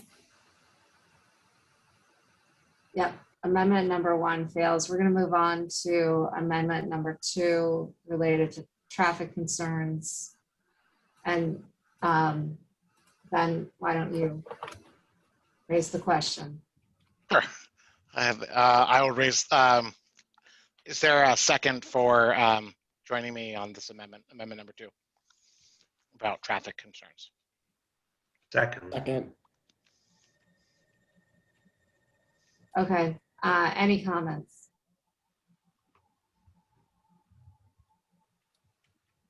Yeah, I'll just say this. You know, we're talking about building public schools, investing in public education for children. I understand and appreciate traffic and the problems with public transportation in our area, something that I'm committed to working on.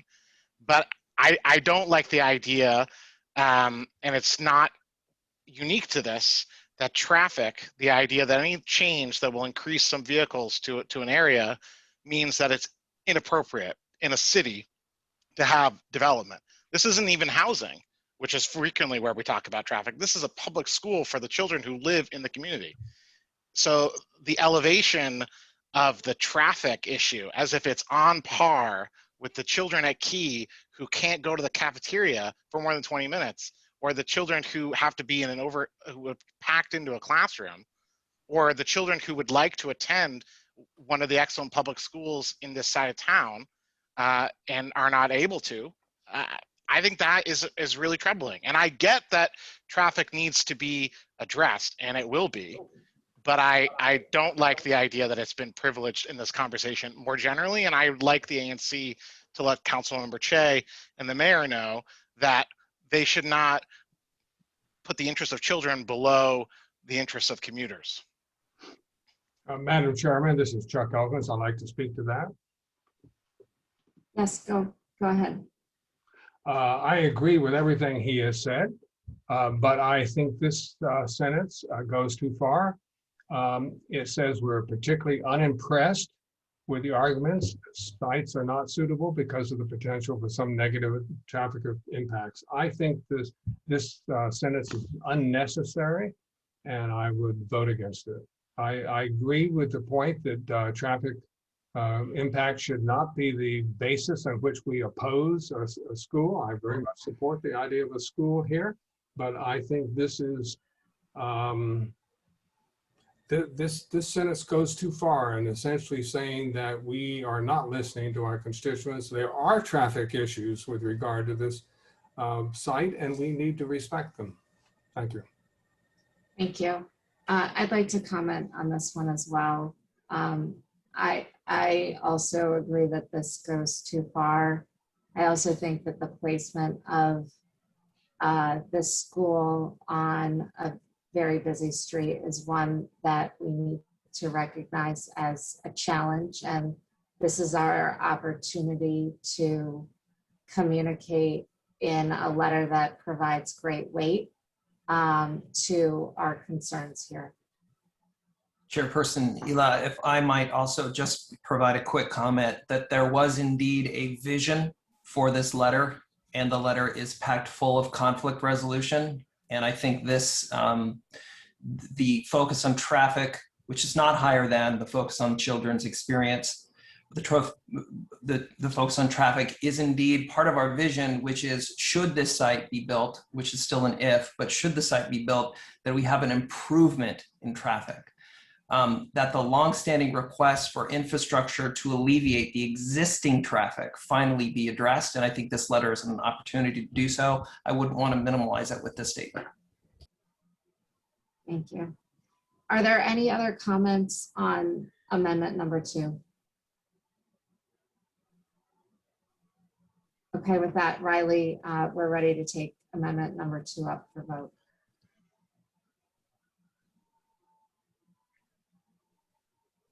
O1. Madam Chairman, Yes. I'm wondering if Commissioner Bergman might slightly moderate the tone of to satisfy the concern that I'm hearing, which is simply rhetorical. It's not, it doesn't seem to be substantive. Perhaps something to the effect of we reject arguments that the sites are not suitable because of the potential for traffic impacts. How does that sound, Chuck?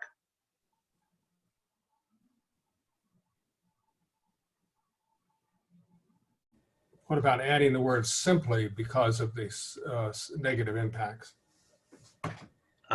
So are not suitable simply because of the potential for traffic impacts? Is that? Let's say we reject. I would certainly Not simply I would support that.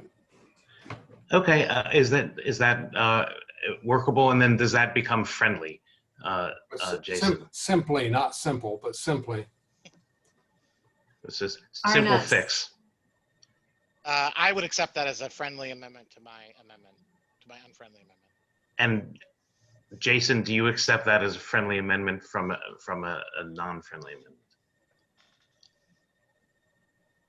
You're muted. I just did that. Pandemic's almost over and I still did it. We reject arguments that the sites are not suitable simply because of the potential for traffic impacts. I agree with that statement and would accept it as friendly. It changes the spirit of the edit. Okay, great. So no vote is required on that. All right, now there was a request for further discussion on 7. Oh, on the Hardy Park issue. Yeah. I mean, I'd be interested in hearing what folks think. I mean, I think the main point that I was trying to do was to emphasize what I think is what everyone agrees, which is that the park needs to be preserved as much as possible and the impact needs to be minimized. And I wanted to frame it a little differently, which is instead of sort of making it seem as if we're not being heard on that request, to just emphasize the fact that DCPS has actually made that commitment and consistently that they will minimize the impact on the park.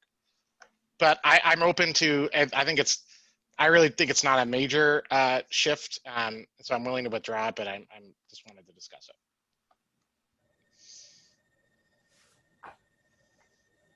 Any reactions here? Madam Chairman, this is Commissioner Elkins. Yes. What assurance do we have that DCPS actually shares our views in this regard? I'm sorry, I've not been involved in any of these discussions, but this is a statement of faith here. Well, I guess maybe I don't think we have any, I don't think there's been any written agreement. There's no binding agreement between us and the city on this. But that's the representation that we've gotten at public forums, that is the plan. Well, I just have to say, I respect your point here, but I guess I think this is so important to the community that for us to simply rely upon some uncertain point that maybe they do share our view. I mean, why do we want to take away the point that we feel very strongly about the preservation as much as possible? I'm not going back to the original language here, but as much as possible, this park. I think of all the comments I've read for the community, this is really the most important one. And I think we're cutting the ground underneath ourselves for this. I will just simply say that as part of the community working group, from their survey data, the statement that I make in the letter is in line with the survey data, that it is essential Hardy Park not be unreasonably encroached upon. It's wildly unpopular from the more than 2,000 people surveyed. So that's why I put in slightly stronger letter, though I do appreciate Commissioner Bergman's helpful changes in tone. I felt like this better represented the data that was collected, and certainly the smaller group of people that we've heard during our calls, our ANC calls. Is there a way within the wording of unreasonably to think through other more concrete words, because it's just so vague? What about minimal encroachment? I mean, I think we probably all realistically agree that there's going to be some encroachment on this park if we build this school. I mean, people who believe otherwise must have some idea about some kind of design that we have not been seeing. But I think all of us would like to see a very minimal encroachment, and that might mean some creative design by the school system to build higher than they normally build. Maybe these school children need to climb a few more steps. Probably be good for them, good for me. So I think something at least minimally encroached upon would be good.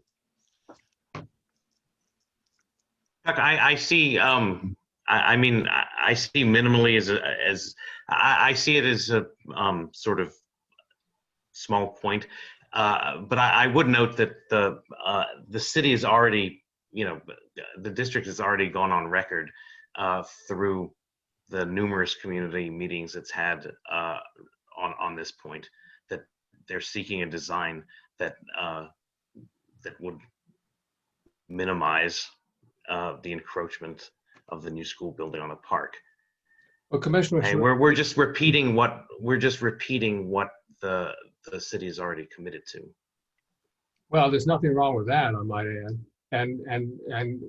What about having no encroachment? Is it possible that they could build 4 or 5 stories here and not encroach at all on the park? Shouldn't we ask them for some creative design here? Because this seems to be beyond the traffic issue, which I grant you is very large in the minds of many of our constituents. The other major issue is the encroachment on this park. And it seems to me that I'm not sure. I've not been part of the community work group, so forgive me for this. I'm just coming in at it at the end. But it seems to me that if they built higher, perhaps the community would find a higher building, a taller building, to be more acceptable in terms of visual impact on the community than they, if it in fact saved all or almost all of the park. To that, Chuck, I'd reply that remember that we're dealing with a landmarked structure in very close proximity to where the new school would be. So a high building, you know, something 4 or 5 stories would likely cause potential objectionable impacts from the historic preservation point of view of the old Hardy building. So I would prefer not to get specific. Well, I think we should be as firm as we can here, and minimally may be too weak a word, but something like no impact, or if necessary, a minimal impact, because I think the community would like to have no impact on this park. I guess can I respond to that, Chuck? I'm now seeing the language that I was trying to amend actually, in my view, worsen a little bit. I think what Jason was saying, unreasonably encroached, I changed it to should be designed to minimize encroachment. I view that as a concession that there will be encroachment, that it should be minimized, but I don't concede that the goal should be minimal to no encroachment, because that's laying a red line that I think is a false choice and not the choice that we should be making. We should ask the district to, you know, to only pursue this if they can do it without doing any encroachment. I think that would not be feasible. So I wouldn't want us to lay down a red line that isn't going to work. So I guess to keep it to keep it with Jason's original language might be appropriate, and I would actually move to withdraw the first 2 parts of the amendment and maybe only talk about the deletion, the 3rd bullet there. And can I do that? Can I just withdraw my amendment myself? Yes. Yes. Yeah. Yours. So I'm going to withdraw the first 2 bullets. People are welcome to make amendments themselves if they wanted to continue that, but I want to withdraw those amendments. But I want to keep the 3rd bullet. because I think that this gets to this, this idea that the investment is worthless. I find that to be kind of a troubling rhetorical point that people have made, talking about a $5 million investment that will not necessarily be rendered worthless. But even if it was, we're talking about $100 million or more to build these two schools. 45 million to buy the GDS site, about 50 million to build out and renovate. And then we're talking about the pay, the cost of managing them for 100 years. So the notion that we can't pursue something because of the $5 million, it's reminiscent of the vaccine shortage in the EU, because they were trying to bargain down as much as possible and found themselves in a pickle. I don't know. That's but maybe I'm alone here, and that's okay.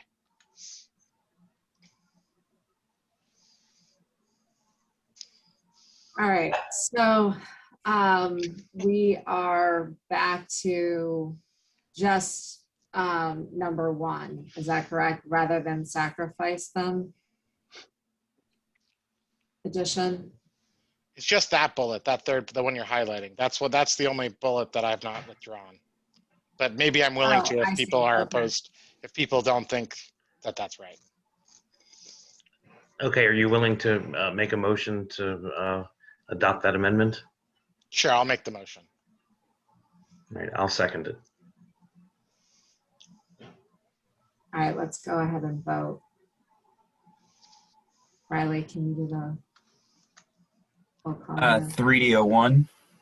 I abstain. 3D02. Aye. Sorry, I didn't hear that. Aye. 3D03. No. 3D04. Aye. 3D05.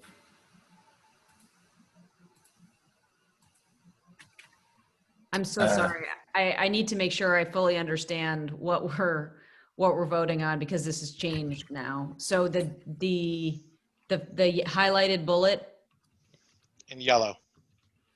was the original language from Jason's letter. Yes. Yes. Yes.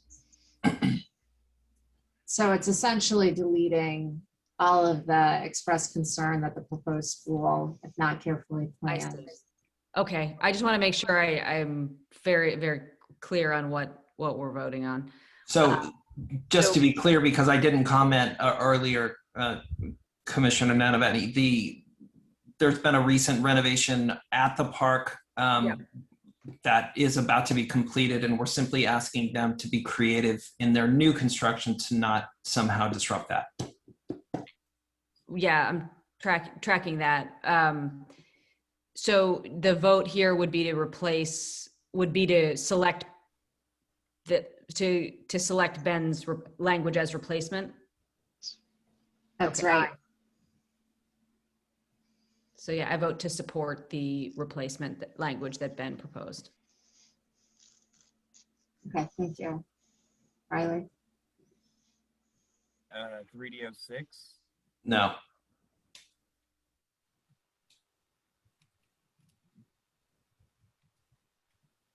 3D07.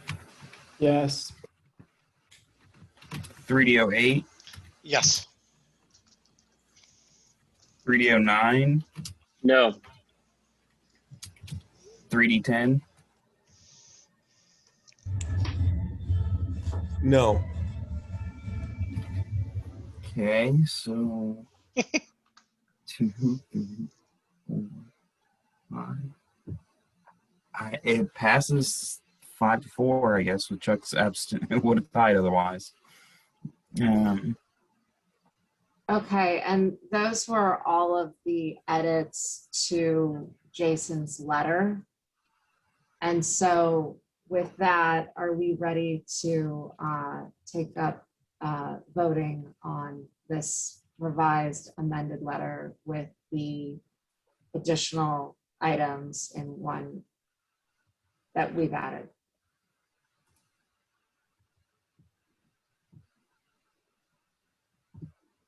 I'm going to take that as a yes. The letter's been seconded, and now we are ready to vote.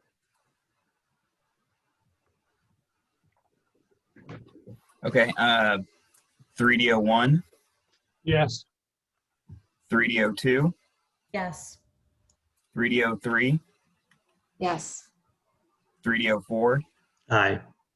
3D05, Yes. 3D06, Aye. 3D07, Aye. 3D08, Aye. 3D09, No. 3D10. Aye. Motion passes. Okay, thank you. Thank you to all who were involved in this discussion over the last 3 months. Appreciate everyone's time and effort on this. All right, Commissioner Nanavati, we are moving on to the curb cut DDOT. Commissioner Ela, we have the Attorney General letter, Oh. remember? Thank you. I'm sorry, I'm looking at my paper copy here. Thank you. Commissioner Simkowitz, we are moving on to your Attorney General Yes. letter. And, Before I move, go ahead, Commissioner Ela.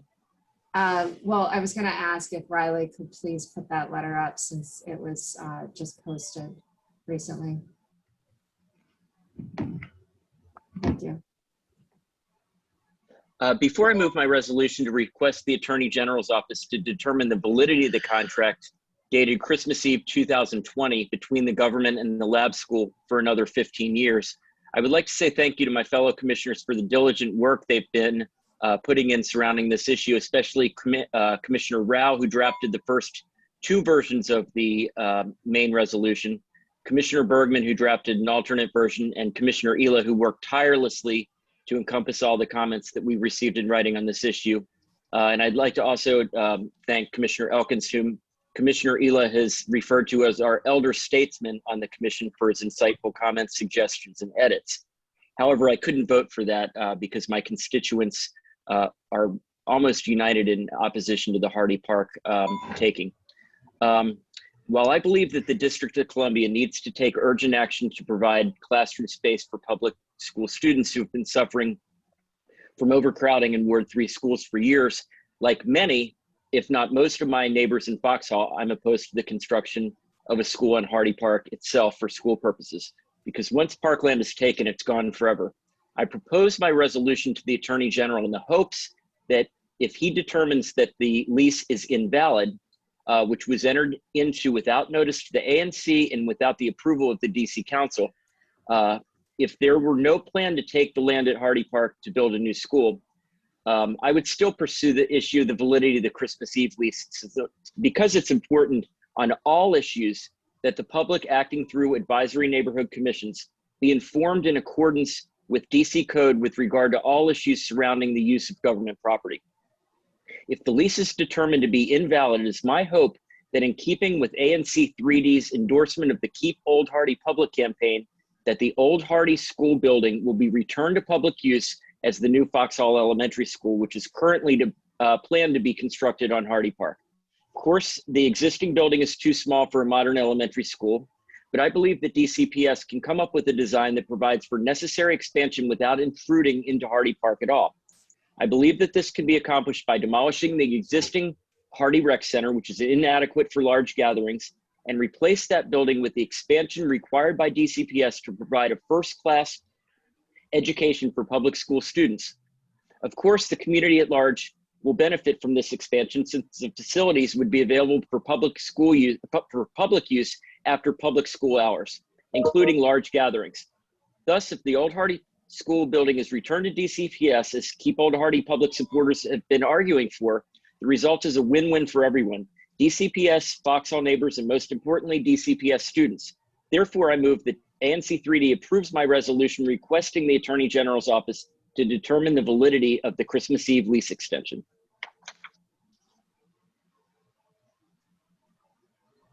Thank you. Is there a second? I second the motion. This is Commissioner Elkins. Thank you, Commissioner Elkins.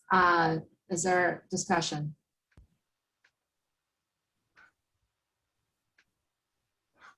I would I would actually like, if that's okay, excuse me, Michael, Commissioner Sriki. I do want to say I was about to second your motion. I think this is an important point that we should discuss. I read this carefully earlier today, Commissioner Simkowitz, and wholeheartedly agreed this was a terrible public policy decision made, and that the lease certainly has a number of issues that require a much, much closer look. As you and I had exchanged earlier email on this, I personally, in a straight read, couldn't find a concrete legal argument to send a letter. And in the spirit that I spoke to earlier on the tone to our letter to the mayor being generally positive, I would like to hold back on support for this particular effort at this time, and keep keep the letter that we just voted upon as a generally supportive, upbeat tone. And I think sending a letter that calls for an investigation without concrete legal standing alongside the letter we just voted upon sends a mixed signal at best, and jeopardizes the support that we're looking to garner in the first letter. But I do want to say, Commissioner Simkowitz, I stand with you on any future effort for a deeper dive into the lab lease, and certainly do not support any further renewals, and certainly support anything we can do to take back the square footage that was promised in the lease should they build a school at the Hardy site. That's all from me. Thanks. Commissioner Ela, may I respond? Yes. The whole reason for the referral to the Attorney General's office is we're not lawyers in this issue, although some of us may be attorneys. We are not here to present a concrete legal argument. The position is that the decision to enter into the lease was made with no public involvement, which may run afoul of the DC code, which requires notice to the ANC, first of all. And several years ago, there was a bill posed as an emergency bill for council approval, which was withdrawn. Council approval of the lease extension. Why was it withdrawn and therefore necessary in 2019, but in 2020 on Christmas Eve, why did the council not have to approve it? That's the nature, and that's up to the Attorney General to opine on, not for us to provide a concrete legal argument. That's why the Attorney General's office is there to provide necessary interpretation about the validity of any contract involving the public. JP, my question, and I guess this is a question for everyone, and likely Commissioner Elkins as well, is on, do we need to go to the length of sending a letter, or are we best served? Because I think a lot of people are saying we're really not going to get any sort of helpful response going this channel versus utilizing our own efforts to connect, like we have over the last 2 days with Simon Gottlieb, or Gottlieb Simon and others, to really get to the heart of these questions, which I agree, just like Jason and you, these need to be answered. Commissioner Ela, if I may respond to that, we have an elected Attorney General who's separate and apart from the mayor. That's a new position that has been instituted in the past few years. And the reason why we have an elected Attorney General, as opposed to the Corporation Council back in the old days, which was presumably appointed by the mayor or the council, is the Attorney General can make an independent investigation onto the facts of any contract involving the city. And that's all we're asking for. Do we need to do it with a letter, or can we just go the routes that we've been going, utilizing our ANC contacts? That's my question. Well, again, I could send this letter out as JP Simkowitz, as any constituent could. However, it would not be entitled to the great weight that the ANC commission as a whole would be entitled to, and that's the key distinction. You know, I fully intend to send a letter to the Attorney General of some kind, But this letter that I've submitted for our approval as ANC 3D is entitled a great weight if it passes. Right, okay. We do have a hand raised from Commissioner Bergman. Yeah, so here's my concern about the letter. I think if we step back, what this is we're asking the Attorney General to investigate the mayor for an unusual decision with the lease that is tied up, interwoven in the decision with the whole school plan. It all kind of happened at the same time in relation to the Key Party public pressure. And a lot of the stuff that's happened, a lot of it is true that the GDS and the Foxhall site are not moving as it's an unusual situation. These things have happened kind of very quickly, and in part because there's political goodwill to give this to the community, given that the mayor has made it a priority to extend the lab lease. By throwing this out there that we are requesting an investigation, essentially, of the mayor's office for corruption, when we also want her through DCPS to build these public schools that are much needed. I worry a lot about it. And I would say Councilmember Che has already written a letter about this. This is, it's out there in the ether. And I will also say the notion that Mary Che, that other members of the council didn't know that this was happening. They may not have known that it was going to be signed on Christmas Eve. They may not have known that it was going to be signed the day after Christmas or even that month. But it was known that this would happen. There was a strong desire for years to renew the lease. That's why the community opposed it. And the result was we got this partial victory of two schools, GDS, which came out of nowhere, and the Fox Elementary.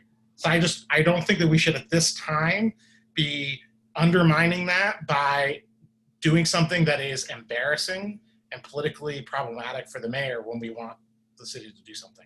I also am not convinced that there will be anything illegal found in it. Commissioner Bergman, I'm not talking about investigating the mayor, and I'm not talking about illegality in a traditional sense. I'm talking about compliance with the DC code on notice, both to us and to the council. You know, I'm not talking about criminality. That's not the subject of this letter. I don't think that there's criminality here. I think it's rather adherence to a notice requirement, and that's a key distinction.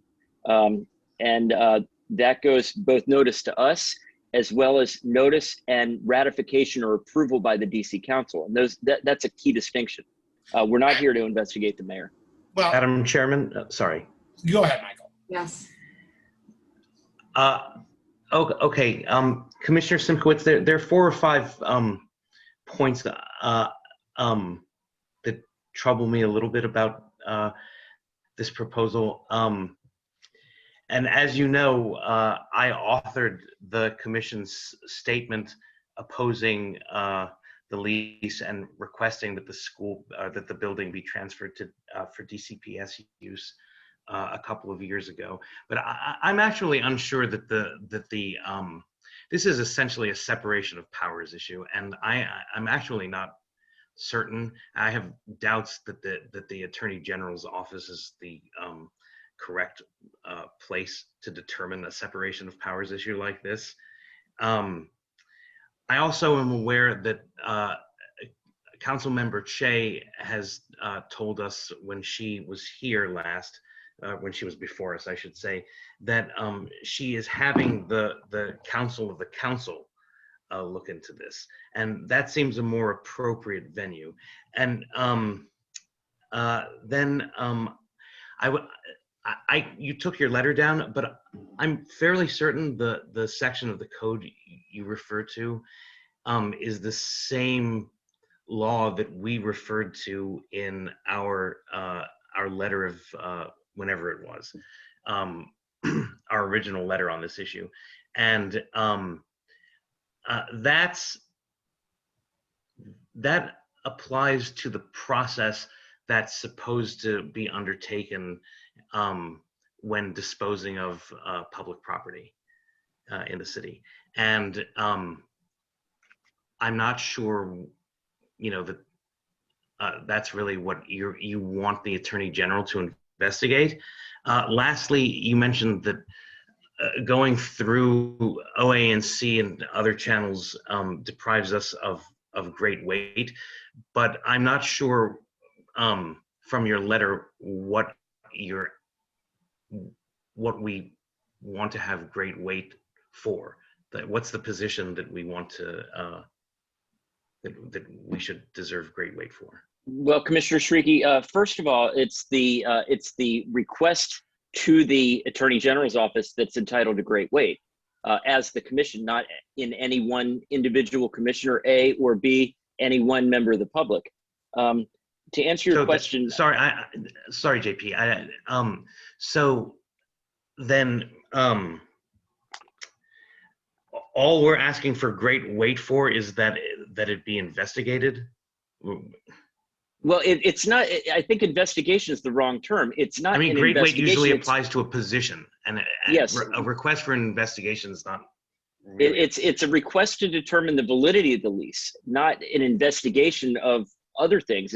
Was the requirements of the DC code with notice to either us as the ANC or the council as a whole, and therefore approval of the council to the lease. That's the determination. It's not an investigation. It's a determination of the validity of the lease. Okay. And furthermore, if it's not the Attorney General who determines the validity, who is it? Do we have to go to court to do that? I mean, that's that might be the answer. I believe so. And that could be the answer, but I believe that the Attorney General has the ability and the duty to undertake such a determination. And that's irrespective of the council, which may or may not be doing the same thing as I'm asking. But we're not the council, and we shouldn't rely on the council to do, what we have the ability to do as well.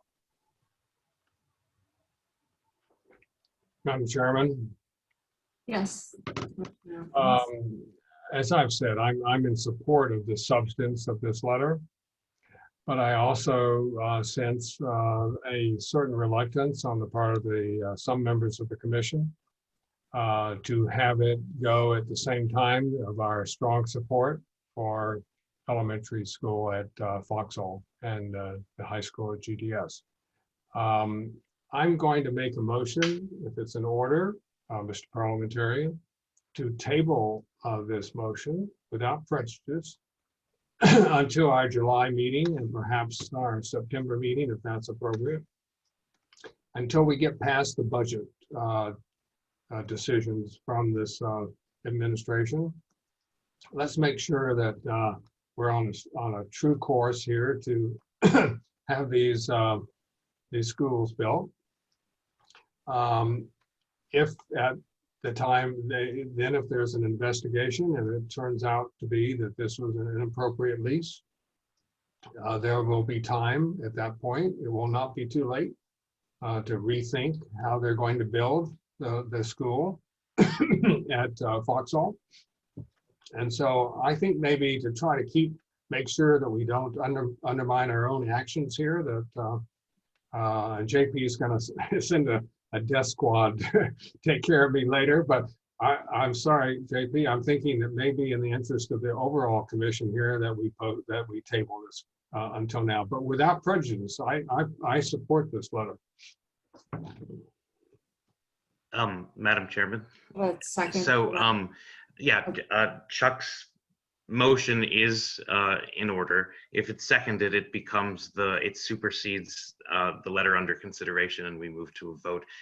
Chuck, I'd only say that, you should choose, just for specificity, which month you want it tabled until. Or actually the correct motion is to, it doesn't matter. I'll think of it. You want it till July. Okay. July, let's July. We can always in July. It's the motion to postpone, excuse me. Postpone, okay. Yeah. Postpone until July. Do we have a second for that motion? I would second that motion. Thank you. Is there any discussion? I would only acknowledge the two hands that have been raised throughout the discussion from the community.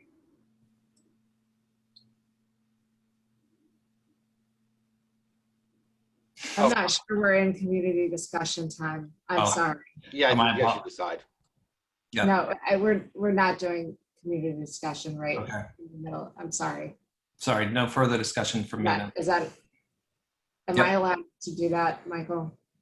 Yes, you're Okay, the chairman. thank you. All right, let's go ahead and vote. So 3D01. Aye. Aye, this is motion. 3D02. Aye. 3D03. Aye. 3D04. No. 3D05. Aye. 3D06. Aye. 3D07. Aye. 3D08. Abstain. 3D09. No. 3D10. Aye. Motion passes. Okay, thank you. I will add that back to the agenda for next meeting. All right, we are now moving on to 4923 Eskridge and the curb cut of Commissioner Nanavati. I know you've got some questions on this. Thanks, Chairperson. So in March 2020, ANC objected to a proposed curb cut at 4923 Eskridge Terrace due to concerns that were raised by the Urban Forestry Division with a heritage tree. And at that time in March 2020, we said that we looked forward to reviewing the case again once those concerns and a new plan had been submitted. So now the Urban Forestry Division has approved conditionally the proposed curb cut, conditional on a tree protection plan for the heritage tree.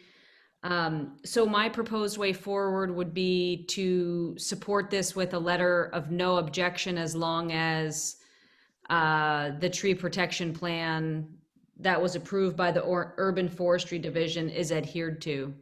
And I can try to summarize what the tree protection plan is, but it gets into measurements of roots and things that I must confess are not my specialty. But I trust that the Urban Forestry Division's tree protection plan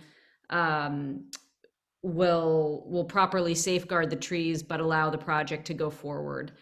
So we had said in March 2020 that we looked forward to a plan that would address these concerns. And I think as long as the new plan it's a conditional approval. And so I think we should again go forward with no objection as long as there is adherence to the tree protection plan. That's my proposed way forward. Second the motion.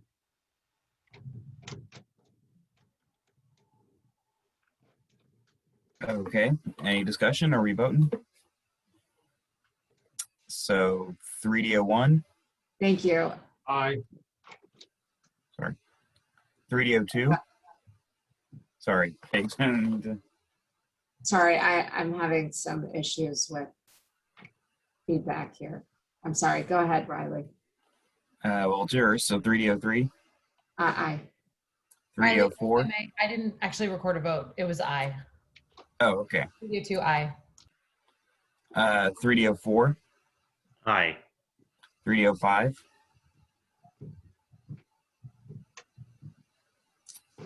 That's Kate's. So 3D06. Huh? It was my proposal. Yes. We vote on 3D06. Aye. 3D07. Aye. 3D08. Aye. 3D09. Aye. 3D10. Aye. Motion All right, passed. thank you very much. All right, let's move on to the comment letter of Mood VC with Commissioner Elkins. Madam Chairman, we have an opportunity before June 11th to submit additional comments on Move DC. We've already submitted comments on 2 different occasions, and the letter here in front of the commission is not different in many ways from what we've sent before, but we have some sense that maybe particularly on pedestrian issues that they may be listening to us. And the reason for that is because when they took a survey of all DC citizens, lo and behold, pedestrian issues came in as number 2 priority, even by 1 percentage point, not a whole lot, but 1 percentage point even over bicycle infrastructure. And I think that they recognize that they were surprised, the staff was surprised by the concern about pedestrians, and that they are open to some kinds of amendments. And so rather than just tilting at windmills, I think maybe this letter might have some impact. And so we are reemphasizing our interest in, first of all, building new sidewalks, as we expressed in our January letter to DDOT. Number 2, that we repair the sidewalks. We've been having this survey, and even in my district, I've probably mentioned already that there are 56 cases of the separation between 1 square of the sidewalk and the other, and the accompanying, the adjoining sidewalk is 1.5 inches, enough to really trip almost anybody. And so there are really a lot of repairs, and they do not have the budget allocated at the present time to do that. And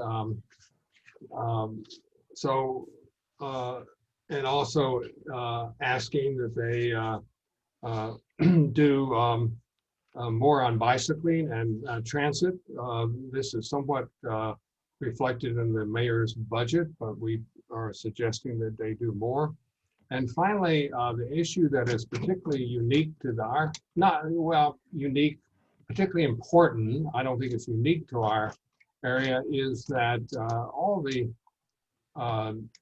plans that this district DDOT has drawn stop right at the border, as if you had to have a visa to get across into Maryland or Virginia, or vice versa. And it's just ridiculous. Of course, we know that people are traveling by bicycle and car and every other means in and out of these states, and yet the planning that goes on at DDOT is as if we lived on an island. And so this is making that point again. And finally, suggesting that this planning should govern the plans for the Department of Transportation going forward in a more meaningful way than in the past. And this Move DC plan, if you really look at it carefully, is really a 5-year plan. And yet here we as a district have decided that we're going to cut our emissions. We're going to go carbon neutral. We're going to essentially have a modern transportation plan. And you could not tell that from this plan, because they have decided that they want to have a plan that is within the budget. And so to me, that is a budget plan as opposed to a looking forward plan. I'm not sure what the right term is. So we're making that point again. I think the main points of this letter, which I think may have some impact, are on the sidewalks. I think this is the time to make an impact on sidewalks. And I asked that the commission endorse this letter, which has been developed in detail. This is the 3rd or 4th version of this letter with the Transportation Committee of this ANC. Thank you. Thank you. I think this is one, Michael, how do I procedurally ask for unanimous consent? You say, sorry, I'm very tired. You say, I'd like to ask unanimous consent. Is there objection? And if no one says I object, you say without objection, so ordered. I'd like to ask for unanimous consent. Here is there objection? With that, this is unanimously approved. Thank you, Commissioner Elkins. Thank you, Chuck. All right, we are going to move on to, let's see, virtual testimony. This is Commissioner Bergman.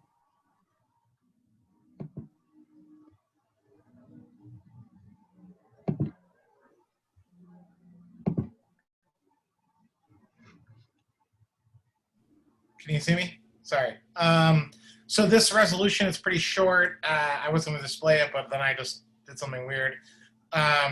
Basically, it's calling on the council to think about and consider a hybrid testimony approach going forward. Because you don't know, because of the pandemic, if you want to be a member of the public, like we just saw today, and testify before the DC Council, which of course has a lot more significance and importance than the ANC, you can do that from your living room couch. You can you sign up, and it's a Zoom platform, and then it's streamed on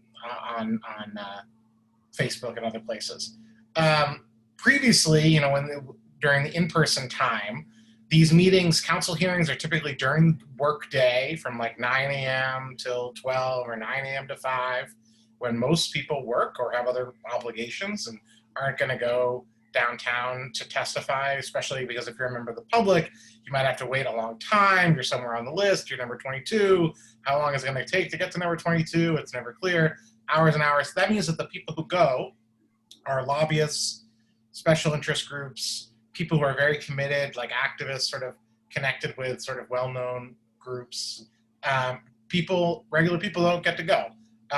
And I'm not saying that there's now suddenly a lot of regular people testifying for the council. That is still definitely not the case.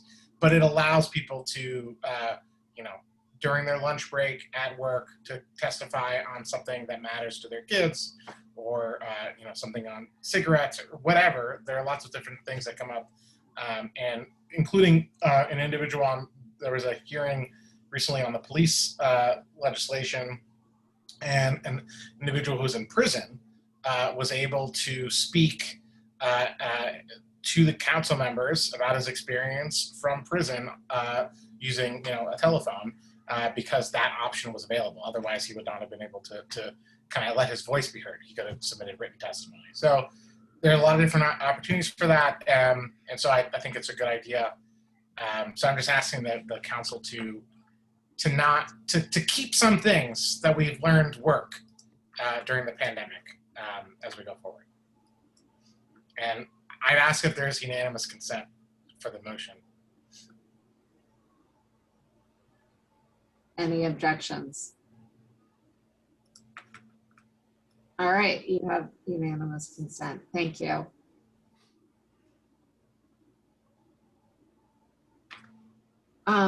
Ben, on that letter, and I guess just generally on things that are really more citywide like that, if you're okay with us sharing with some of the other ANCs who meet after us this month, that would be helpful as a template. Sure, I can share with them. I know that there are broader discussions that other ANCs are having about virtual testimony, virtual hearings at our level. So I'll definitely, I can forward it on. Thank you. Appreciate that. Okay, the next one that I have on my list is a unit that it's an internet retailer license, and the owner has requested, it's not required, that we provide a letter of support. This is an office space, and I had asked the owner at the last meeting to come on because it's just something a little different than what we typically see with a liquor license, where it's simply the distribution of liquor but not sale at the site specifically. So I have gotten comfortable with this and would like to propose a very brief letter from us that supports the owner's internet retailer license. ahead of the decision being made late this month.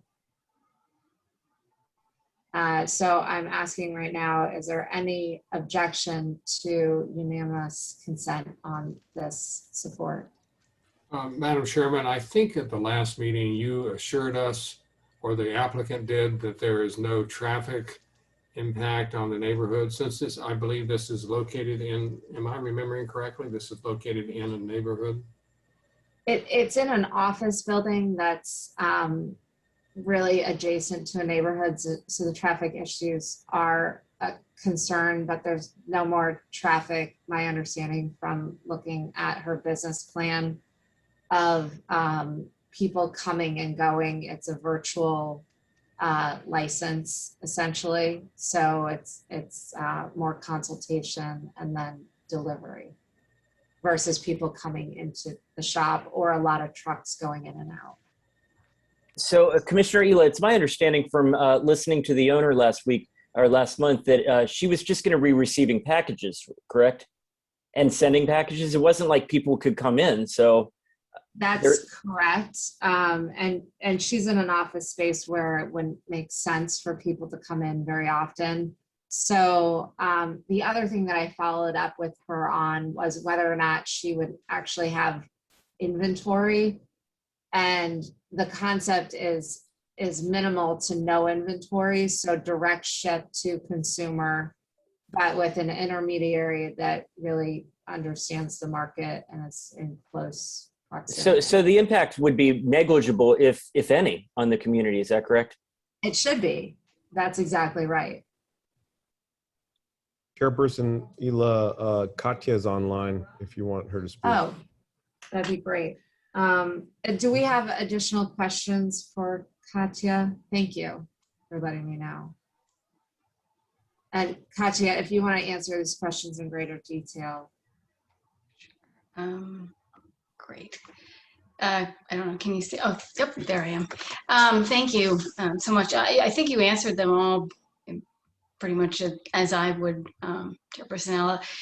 It is an internet retail license. It's a concierge service, so we will be really responding to requests. It's like a special request for, birthdays and special occasions, and looking for, specialty wines. We do not expect or anticipate,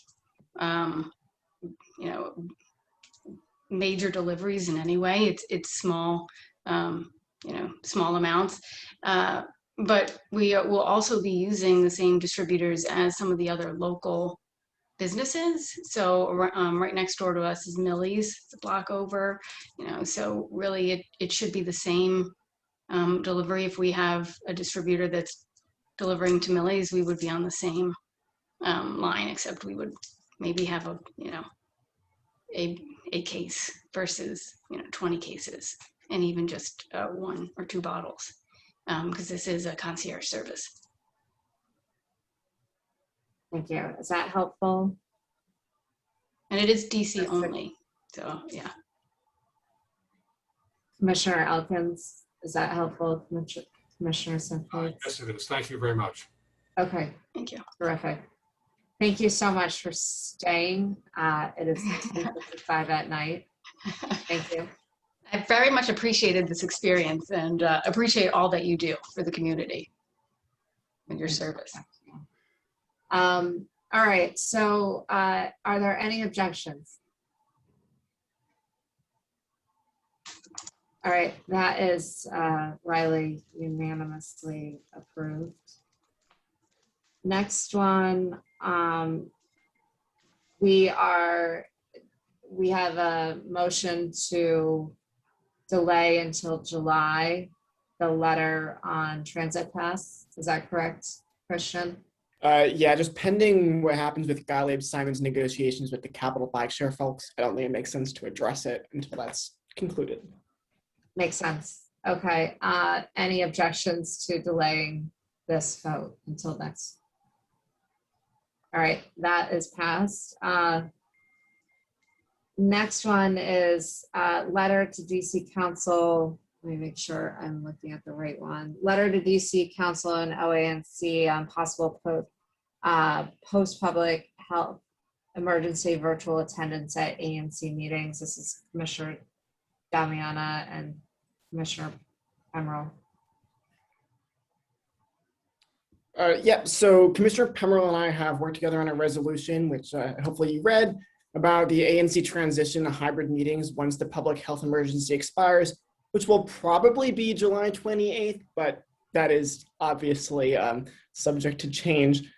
We identified an urgent need for the legislation to facilitate this transition. The resolution specifically asks the DC Council to pass legislation that allows commissioners to participate in ANC meetings virtually on a permanent basis, and also provides a transition period for ANCs to return to hybrid or in-person meetings, and secures technical and support necessary to make these changes happen. It's very important that commissioners be allowed to attend meetings virtually when necessary in order to maximize the inclusion of as many diverse types of people in DC government.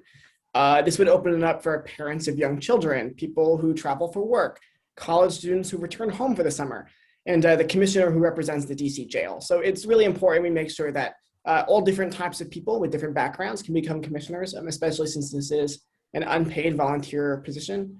This issue is very timely, and it's being addressed by commissions all across the city right now. I've been working with a small group of them, especially at 4B and 6B, on this resolution and some other upcoming testimony.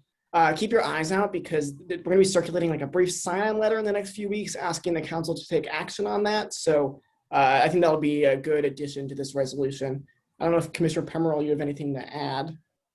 Excellent summary, Christian. Thank you for the really strong first draft and for the thought you put into this and for the inter-ANC collaboration. Great. So I move that we approve this by unanimous consent. Any objections? Reserving the right to object, Madam Chairman.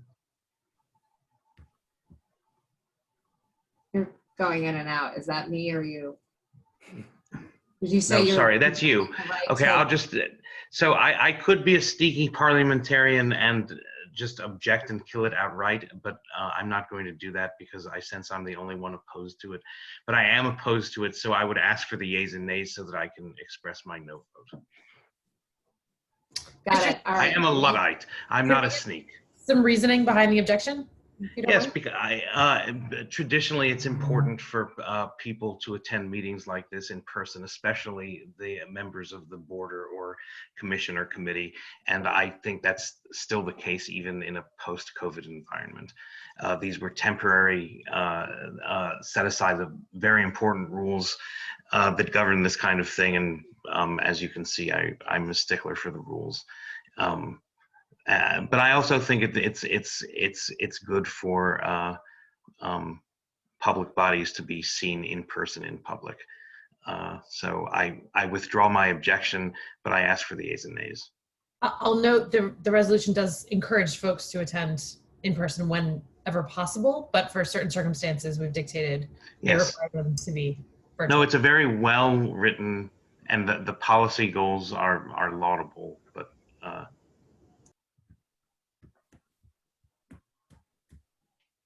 All right.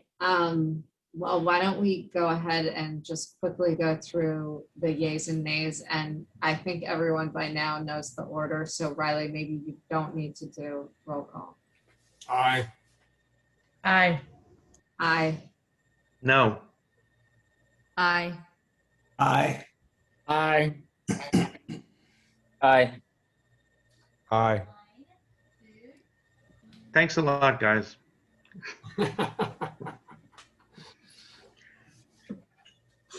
It's a good All right. resolution. It's a good resolution.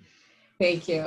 And then the last item on the list, we'd like to make a motion to move this to July. And this is 2932 New Mexico. The owners are not ready to discuss. Yes, so I so move.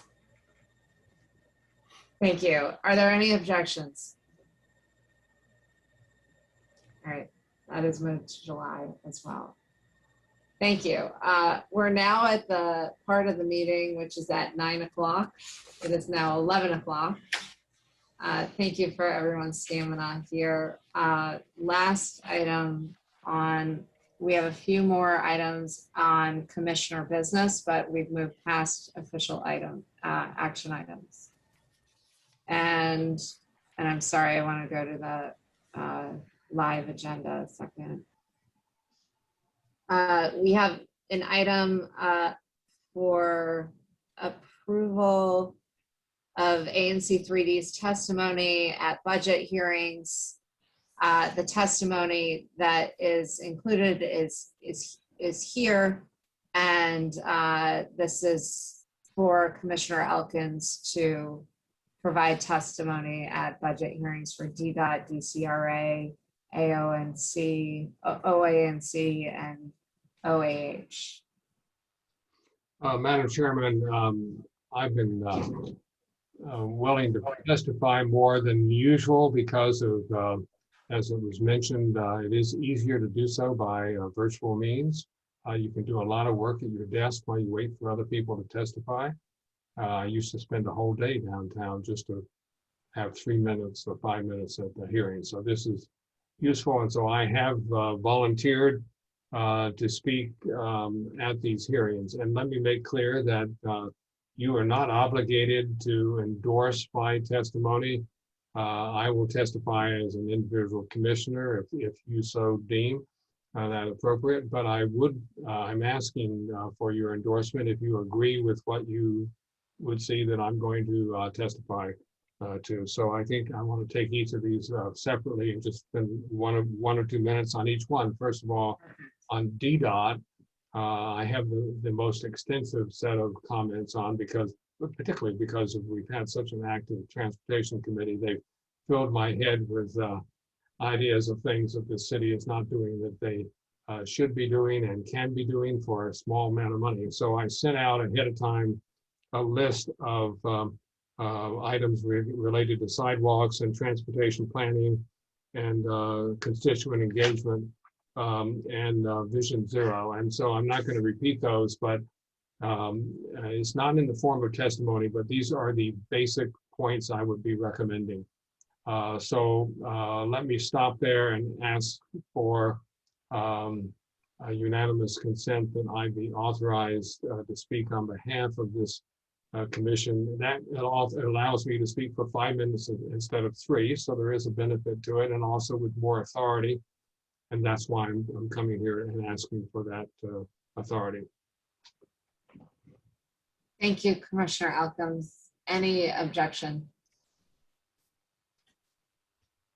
All right, there is unanimous consent for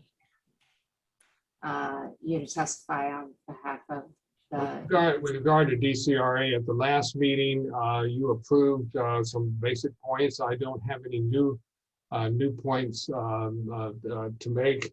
So I think I will pass on asking for any more authorization with regard to that.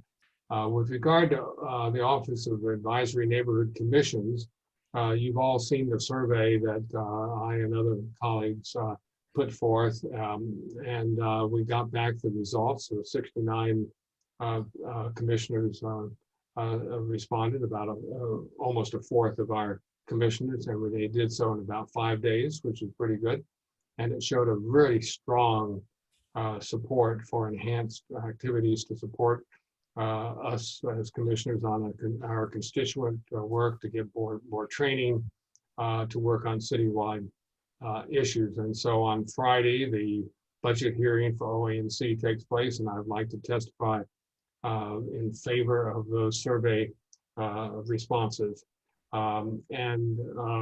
As part of that, I sent out to you an idea that I came up with last week after testifying at the request of the chairman on blighted and vacant properties. This is a subject that I know very little about, but one of my constituents lives next door to the house I'm sure you've all seen on Foxhall, which is up on stilts and has been vacant for about the last 10 years. It's a farmhouse that was declared to be historic.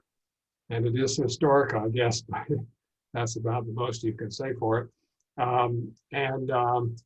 in listening to all the ANC commissioners testify about this subject, I said, this program just needs a little program management, project management. And so I wrote up a proposal for project management that would emphasize the role of ANCs, not so much ours, but other ANCs, which have a lot of these vacant properties, because that's where the energy is to fix these and to essentially work with DCRA to get these properties reoccupied.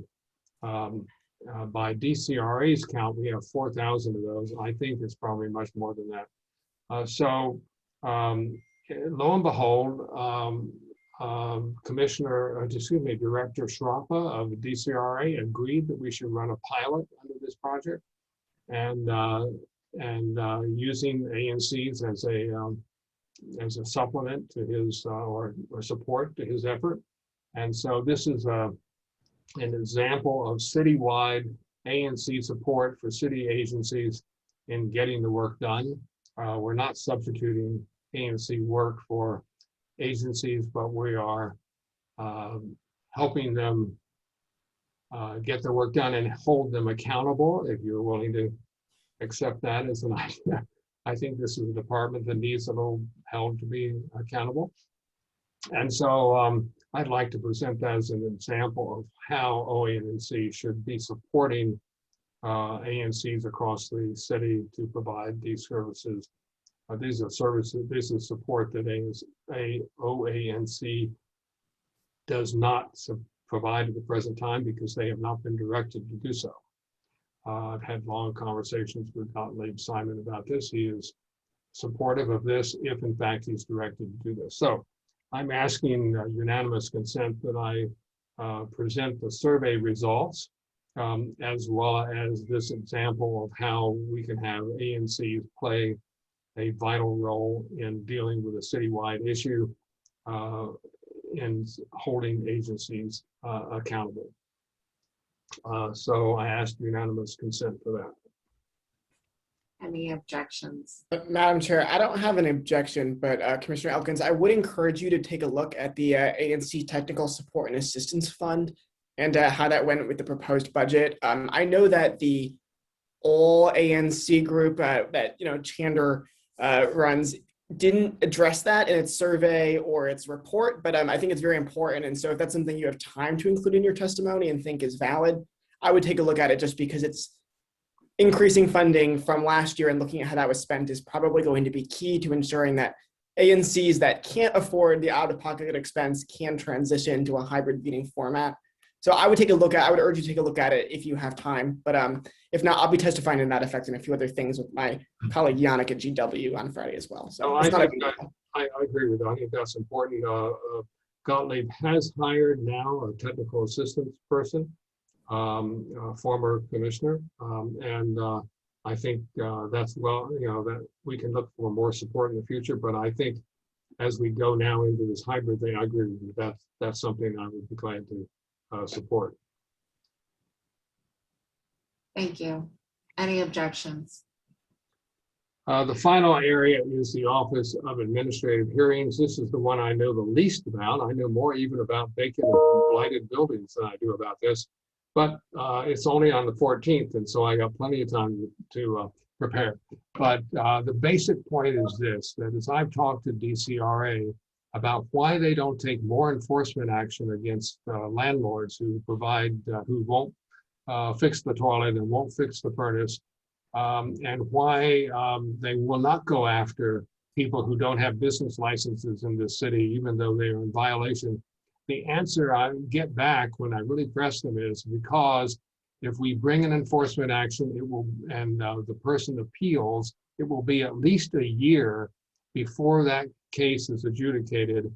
And even when it is adjudicated, the only thing that's being adjudicated is whether they should pay the fine, not whether they should change their behavior. This, I think, the Office of Administrative Hearings is important from a due process point of view, that people should have the ability to appeal separate from the agency that brought the violation. I think we can all agree on that. It's just they're not staffed up enough to provide quick justice. And, you know, to quote that famous thing, justice delayed is justice denied. That's certainly true for DCRA and other agencies which are trying to bring enforcement actions and which decide that it's just not worth it. These people game the system because they know that they can just wait out the process. So I would like to provide testimony that basically supports a budget increase for the Office of Administrative Hearings so they can be more responsive in terms of time. So I would ask unanimous consent for that sentiment that I could express at the budget hearing. Any objections? Thank you very much. Well, thank you for your support. You know, since I'm retired, I have plenty of time to do all this kind of stuff. Well, my wife thinks otherwise, but thank you for supporting me and helping me do this citywide stuff. Thank you. It's really helpful, and you represent us so well. So thank you. All right, we are moving on to the May minutes. I know there were some edits to the minutes. I want to make sure all of those got incorporated. Yeah. And okay. And then are we ready to approve the May minutes? So I move that we approve the May minutes by unanimous consent as amended by Commissioner Elkins. Thank you. Any objection? All right, those are approved. Treasurer's report. Commissioner Right. Berg. Yeah, so here's the treasurer report for May. There's a number of checks that have been signed that are going to be going out shortly, but we have not had very much activity in the month of May. There it is. I'm not going to read it out. It's too many numbers now. The thing that I will read out is that there have been some updates to the quarterly financial report. So our Q2, the one we talked about last month, that's approved in the books. We're all good. There were some issues with the spreadsheet. It was a whole thing, but we're all good.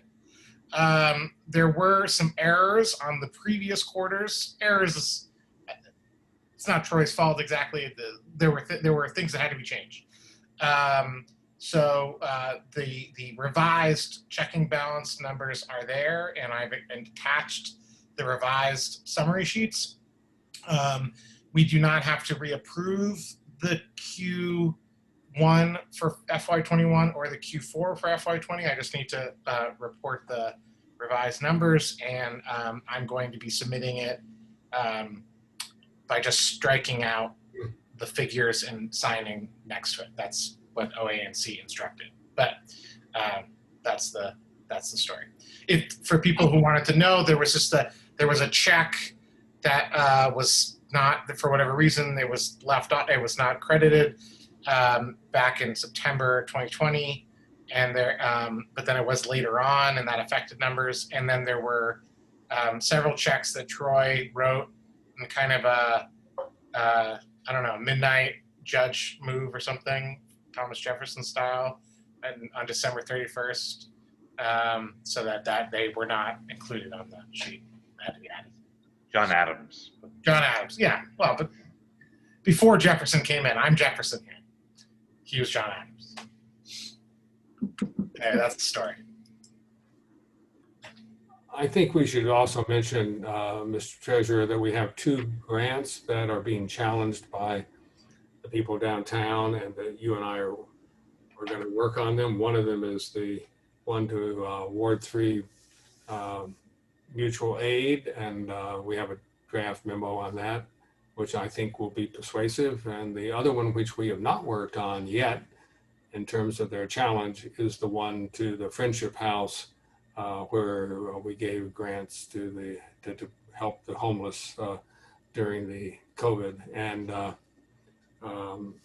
I, at least, think as a matter of virtue that we should win this argument, because both of those grants were worthwhile and were done correctly. Whether we need the $4,000 that they're going to deduct from our account is perhaps debatable, but I think it's worth, as a matter of principle, not having them challenge these grants without us fighting back. And so Ben and I are going to take them on. We're going to arm wrestle them to the ground. Yeah. Right, Ben? Right. That's right. I will do. Chuck, you just send me into the lion's den, and I will. Me and Gottlieb Simon will. I'll Keep it out. It does what could remind be me that. helpful- Go ahead. Sorry. I'm sorry, what could be helpful is I believe that the schools, Key and Man, will come to us in the next couple of weeks with a grant request for funds to be used for some community-wide benefits, but that would also benefit in the fall their outdoor learning initiatives. So what could be helpful is if there's any lessons learned, if we can utilize those in this grant process as well. Well, I think I had a number of conversations with Gottlieb. Perhaps Paige, you and I should chat. Okay, that maybe with could Ben be as helpful. well. But I think they're being a little narrow with regard to their interpretation. We need to be careful. It appears that they're being a lot more narrow than the financial training that I went through in January suggests, which is pretty frustrating. I think you're correct. Yeah. On that topic, I was wondering if we've considered making any efforts to give out more grants in the next year. I was on a call yesterday with Evan Eats at 4B, and he mentioned that every 10 years when redistricting happens, essentially all of the funds that an ANC has saved up gets pooled back to the DC government and then redistributed evenly to every ANC. So it's really great that we've amassed this large savings account over the past decade, but it's all just going to get given back to the DC government and redistributed to people who may not be our constituents if we don't use it in the next year. So I don't know if there's ways we can increase spending to benefit the community, but it's something we should consider. Well, I might say. Is there? Oh, go ahead. I say I agree with you, Christian. I think that at the time that Troy Kravitz proposed that we start giving grants, he proposed that on a regular basis we solicit grants. I don't think we've ever solicited grants, and so most people in the community don't know that we can give money. I don't want us to overpromise, particularly because of some of our experiences where Gottlieb is saying that we did it illegally. But if we're careful, I agree with you. I think we do have enough money saved up. Is that right, Mr. Treasurer? We have a lot of money saved up, based because we've tried very carefully to husband our money. So maybe we want to put out a solicitation. Yeah, I think that's a good idea. I think the one caveat from our experience, obviously the law, I guess maybe it's still in place, but I think we should not pursue any grant requests that are outside our commission area. It should be within our own, that almost all of the benefit is within our own ANC. Yeah. Virtually, like 99%. I mean, the other thing on the expense, if there's any expenses that we want to consider or investments on communication or on the hybrid meeting, that's another thing that we have. We can do both, all three, because we have quite a bit of money. I also, I at the risk of having people leap through this virtual screen at me, I know that Commissioner Elkins has suggested this on occasion. Potentially, now's the time to use some funds to help with a traffic study. I'm sorry, I missed that. A traffic, we might need to utilize some to help with the traffic study on Foxhole. Well, that's certainly, we need a transportation study done by somebody. That's for sure. Yeah. That's my view, right? Well, and I think this thing about going to hybrid meetings, I think this could be expensive for us, and we want to do it well. Yeah. And at least by talking to a contractor about this many, many, many months ago, it was going to be expensive if we got any help. maybe we don't have to have help because we can do it ourselves, but if we do, maybe there's more equipment. When I looked at microphones that would be good enough for all of us to be heard, that was pretty expensive unless you wanted the latest from China, so or Vietnam or wherever. So excuse me, I'm not trying to be well, from wherever the cheap manufacturers are, and you're not sure what you're getting. So are we doing that planning so that we could make some decisions before the end of the fiscal year? I think that we certainly need to. And is there someone who can help us research whether redistricting does mean that we start with we lose our savings, which were there specifically for rainy day events, like how are we going to do virtual meetings going forward, and should we conduct our own transportation study of a certain area? So that I can touch base with them. Okay, that'd be awesome. Thank you. And on the subject of the hybrid meetings, I don't know who would be interested, but I think we should try to have maybe a meeting this month. I talked to some AU Sound people about it, and I think Commissioner Elkins is right that it's going to be relatively pricey. Personally, my assumption would be that the ANC should just fund that out of pocket, assuming that the DC government does not fund that in the upcoming budget, which I sadly don't anticipate they will. And then maybe we can look for reimbursement in the future if that's a possibility. But I think at the end of the day, it's like we can afford it and it's essential to connecting our constituents. So I don't know who would be interested in taking a look at venues and equipment and all of that stuff over the next month or two, but I think we need to begin to prepare since the public health emergency is coming to a close. Well, I'll volunteer to help.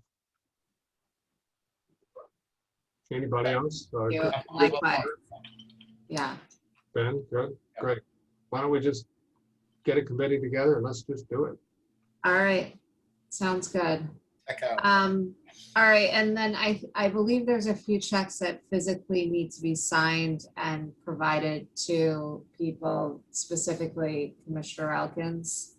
And so the thought was we're meeting for bagels on the 6th, which is this coming Sunday.